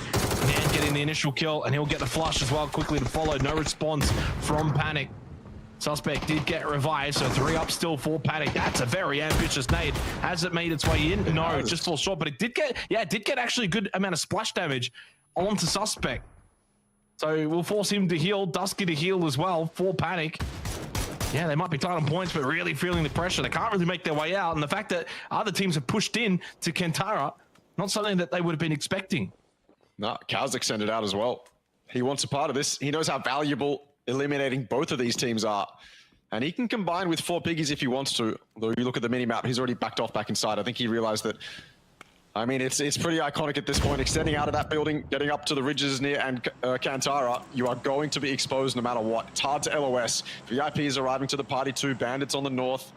A lot of action towards Kantara, and Panic, the team tied for first, is stuck in the middle of it. AAP, the team vying for first, is stuck in the middle of it. I cannot see this going any other way than mutually assured destruction for all teams involved. VIP, they might even get a little bit deeper, go for a third party. For Piggies, they probably end up safe outside of this. They're not exposed to anyone, so they can just chill here, get all the kills. No way, Cal. No, is that the first mortar we've seen this whole event? I think it is. I think it is. It's a double. Unreal. Where even is that? Oh, it's on the north. Oh. You get the double knock. Can you get the kills from it, though? That's the real question. That's the real matter of it going to actually making an impact. When you're trying to keep Tazzy at bay. Oh, crazy knife from behind. And this is where Bandits are really going to feel as if they're in a really bad spot. In the end, overwhelmed, everyone gets a piece of the pie. But more importantly, Cal does actually get one of those mortar strikes confirmed. That's a kill. Insane. That's a freebie. You'll take it. That's something. Phase 5 makes its way in, goes a little bit towards the north. More importantly, though, it's still very strong for Fury. Hiker can group back up with Cow and Luke. Of course, alongside with Niku's. They'll have basically God Compound for the last portion of these couple of circle shifts. And for AAP and Panic, they have to basically fight to the death inside of Kantara to make their way out. It's going to be very difficult to see Panic getting basically anything from this game now. Having to push through AAP, having to then get out of Kantara and get into the next circle with basically nowhere to really position yourself. And then you've also got 4 Piggies pushing behind. So Panic Esports, I mean, they've shown throughout this tournament, they've got the capabilities of dealing with these kind of crunch time fights where they've got multiple teams pushing their location, but this one might be the toughest of them all. Yeah, I don't see them getting out of this. Maybe even a similar case for AAP. VIP is also getting involved. It's not just 4 Piggies, although Pindados is behind VIP. You got to remember that. But right now, Monty, he's got to deal with RS. Red Sea trying to make the offensive here. Mr. Flank isolated from the rest of his team. This gives Monty an opportunity to peek over. You know he's incredibly good in a scenario like that, and he doesn't let it slip. Mr. Flank goes down, and now he can focus on the rest of Red Sea, who look even more exposed than Mr. Flank did. A little bit of a peek over that ridge, and it should be free for Monty. Yeah, now it's crunch time for Panic. 4 Piggies have actually pushed inside, deciding that the southern rotate wasn't viable enough for them. Monty does eventually go down. He does at least help his team claim Red Sea. But this Kantara fight is what we need to be focusing on. So crucial for all the teams involved. EXO surviving well enough though on the edge. Monty, Rip, they are not going to get res actually. So it's just Akita alive.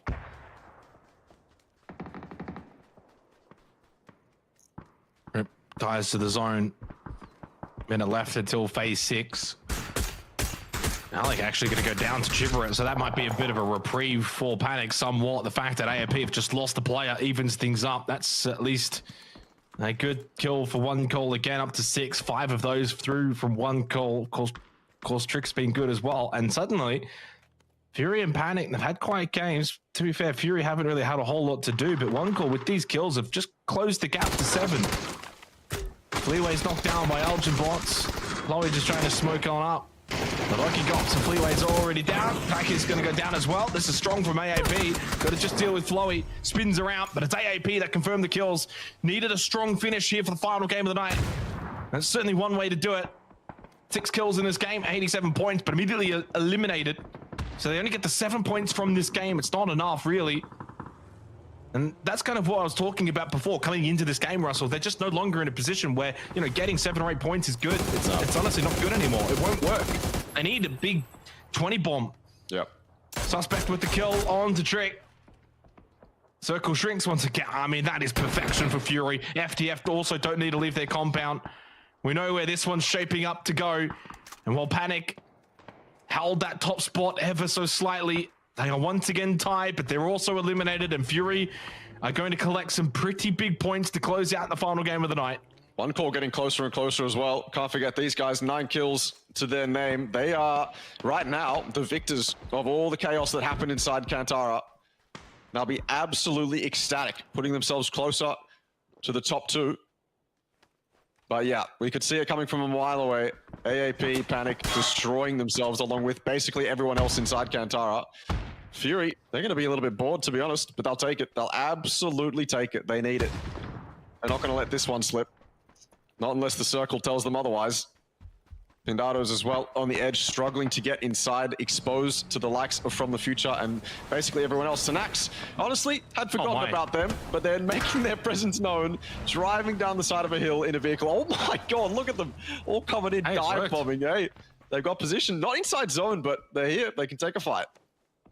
Yeah, they can push in from behind. One call. Chibret more concerned with Pendatus Esports. Carbs actually getting knocked there. One good thing for From the Future is they've only got Akita to deal with as the solo for XO. What? And that's a bit of a strange one. Speedy gets the blow up onto Samoy. Maybe a bit fortunate there. Jeff did get initially knocked by one call. Chimberit, 2 to deal with. He doesn't expect him to be that close. And it is one call eliminated. Jeff does get finished off. Cherry and Speedy as the duo for Tanax. 5 teams remain. And now this is really where Fury do their best work. 8W Web though from Speedy with a quick knockdown on a White Kick and Mukau. But they clean up Jo and Carbs. 2 more kills. Fury are going to be in first place going into the final 6 games tomorrow, Russell. All but confirmed. It's just a matter of by how many points will they be in first. Yeah, essentially From the Future, the other 4-man in this lobby. EXO, they've got a solo. Tanax, they're just a duo. Off the back of that knock, they've all backed off back into the prior building. I wonder what would happen if they didn't get knocked, whether they'd stick around and try and finish off Tanax. I'm almost certain they probably would have, realizing that they're a big enough threat that they have to deal with. That, no way. I don't think that was an orm tag. That had to be a mini from TD. Akita goes down. The solo is now out. 4v2. Tanax still in zone. This next one pops in 8 seconds time. Tanax will be loving to be still inside it. Because if they're still inside it and FTF aren't, that's almost a free second place. Although this field, there's space to play. There's ridges, there's hills and defilades that FTF can play. They do not have to give this up. They do not have to send it. They don't have to make any dumb plays. I mean, look at it. Look at who KDR is looking at. That's incredibly playable. And it's not like they're going to be super exposed to Tanax on the backside either. So we might have 3 alive by the time that this circle's over. One good thing for From the Future as well, and I said coming into this game, you kind of just need to match Fury, right? The goal was, can you keep it, the gap 20 and below? Well, I mean, there's a chance it probably goes back over 20 if they lose out, right? Because Fury will get the kills, they'll get the extra 4 placement points, and so everything then probably says the gap does extend. So it's really important. If FTF can kind of actually win this game, get the kills onto Fury, get first place, then they keep that gap down to probably like 12, 13 points, maybe even slightly less, depending on how many kills they can actually acquire. So this is actually absolutely massive for From the Future. It's that kind of, 6-pointer, if you will, where it's like, okay, it's not just a regular finish. You are also being able to take out the team you are chasing down. Cherry with the AWM, he can certainly cause some chaos here to close this one out. Obviously, Speedy's still alongside him, pushing up closer towards High Command's position, or at least getting somewhat behind him. Obviously, still somewhat of a 2-2 split for Fury. It's a small one playing the compounds, but they have allowed From the Future to just get closer. And as of right now, FTF have got center position, and Fury are keeping their eyes on 10x behind them. FTF can chill. This should be easy for Fury. Yeah, the smokes are up, but I feel like even FTF are going to help take out Tanax here. Put it into a 4v4. I don't know if that passive angle from Cow is anything that I like. Much more prefer these guys to get aggressive, make sure that Tanax have absolutely nothing to work with. They're going to go for a little bit of a wide angle, crash the soft side of the compound, and no one's knocked on the entry. So an opportunity given to Tanax, earned really. All the smokes that they set up, it was destined that they would probably get here, but now the mollies come out. Now all the space denial comes out from Fury. And as soon as these smokes dissipate, it allows Cow to peek right, peek outside these buildings. That blue zone grenade is fantastic from Hiker. Fantastically creative use of that. He knows he's going to hit them. If he throws that inside, it's going to affect them on the outside of that building. Now I think it's just up to Hiker, up to Cow. They're all going to wrap around. It should be the easiest kill of their life. He's making it a little bit hard. He's making it cheeky, but Man will help him out. And now we have our 4v4. Yeah, Man steals one though. He'll happily take that one. So 4 kills still apiece. 19 points the gap. So this is an opportunity for FTF. I think they can get it down to 11. If they can get all 4 kills plus the win, the gap would then be 11 points going into tomorrow.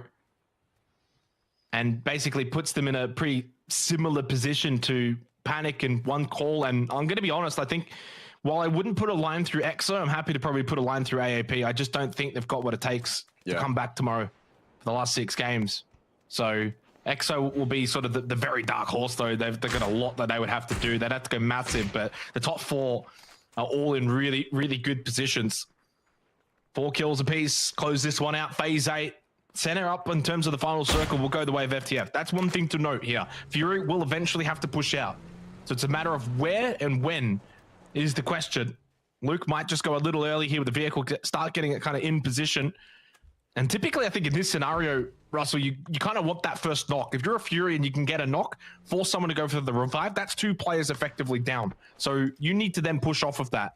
Well, so scout, play the time that you've got, try and get that knock, see if you can get it, and then you can push off of that. Problem is if they get a knock now, they're not really in positions to capitalize off of it. Like, I'm feeling like Luke, Nico, they need to get on the opposite side of this ridge from the future, do nothing, hope that Cow or Hiker gets a knock with that Orm, which could absolutely do it, and then activate. Then get that second knock even, or secure that flush, and then get that second knock, like you said, on the person rezzing, or just do that. Get close enough to throw nades over, watch them go. Throw them at the cars. Yeah, it's go time now for Fury. They're not going to let this one slip. No way.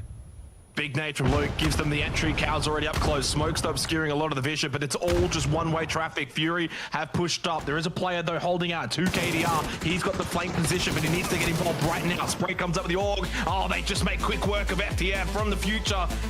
Well and truly dealt with. Fury, a commanding position going into day number 3 tomorrow, which will be the final day. 6 games remain, and they are the team best placed to go to PGC with 6 games remaining. This is their time, this is their chance, and they played that to perfection. From the future, barely even fired a shot. Yeah, they had 0 chance. It was just, once the nades come over, you know where to nade again. Once Luke gets that first nade, he's like, okay, I'm just going to follow it up in the same position with a second nade. So yeah, it becomes very simple when you get the opening knock with a nade. Fury won 3 out of 6 games today, man. They are in a very commanding position, not only on the leaderboard, but mentally for themselves as well. They were, honestly, kind of a question mark coming into this, because I don't think their performance leading up to this was incredibly exceptional. Didn't live up to their own expectations, but damn, 3 out of 6 wins, that's something. It certainly is something. I think that they are a kind of team, though, that would probably leave their best for these kind of nights, these kind of situations. And I think, you know, things like RO32, RO64, irrelevant to them. I don't think that's something that they'd probably focus too much on. And they're showing that they've just kind of gotten better and better, really, as the tournament's gone on. Not that they necessarily started bad, but I think they're just playing their better and better PUBG as we've gone on, Russell. And yeah, it's a lead. It's nothing too crazy. You certainly don't hang your hat on it and say, okay, this is all locked in. We're going to PGC. I think it ends up being something like 15 points. It's a nice buffer to have going into the final day. Give us your final thoughts as we wrap up day 2. The teams that didn't really perform yesterday showed up today. I mean, it's exceptional to see Fury, who were, as I said, a question mark, get 3 out of the 6 wins. EXO finally got their win. They showed up. I think you're right. They're a very dark horse. But then obviously I think the biggest storyline of today, for me at least, is AAP. I agree. I think they're out of it completely. I don't think they have a chance. They need to perform exceptionally tomorrow with consistent back-to-back wins. And then they need the other teams to slump as well. And I just don't think that's going to happen. So it sucks to see a team that performed that well in round of 32 fall out completely. But so that's just the way it is sometimes. Yeah, they need a lot to happen. And I think I've probably got a line through AAP. I think EXO, yeah, they probably are. That's still very dark horse. They'd probably need to win almost the first 2 games to give themselves a chance, but that's still something that can theoretically happen for AAP. I mean, they probably have to win the first 3, to be completely honest, and I just don't see that happening. Either way, we close out day 2 for PCR for what's been a magnificent tournament so far, and it only just continues to heat up. It's a very close finish. Our top 4 teams absolutely neck and neck going into the final day tomorrow. Make sure you tune in tomorrow, same time, same place, for our final 6 days to see who we send to PGC from the Southeast Asian region. We'll see you tomorrow. We started off with an absolute banger. Had probably the most competitive lobby in years. Good nade like this before. Hold it. Off an emergency parachute. That should be good enough. The spray coming out. That's 1. That's 2 there. Oh my. and no trades to come through. The Groza, it's sharp, it's 3 for B2. So Slightly doesn't let a single shot here onto Axel driving by, but he hits the flick headshot with a mini. That's a little bit better for Irrelevant. Great spotted, top floor, they've seen him. He gets the knock onto Savvy. Does he get the second? He does! Onto LeBam Bam!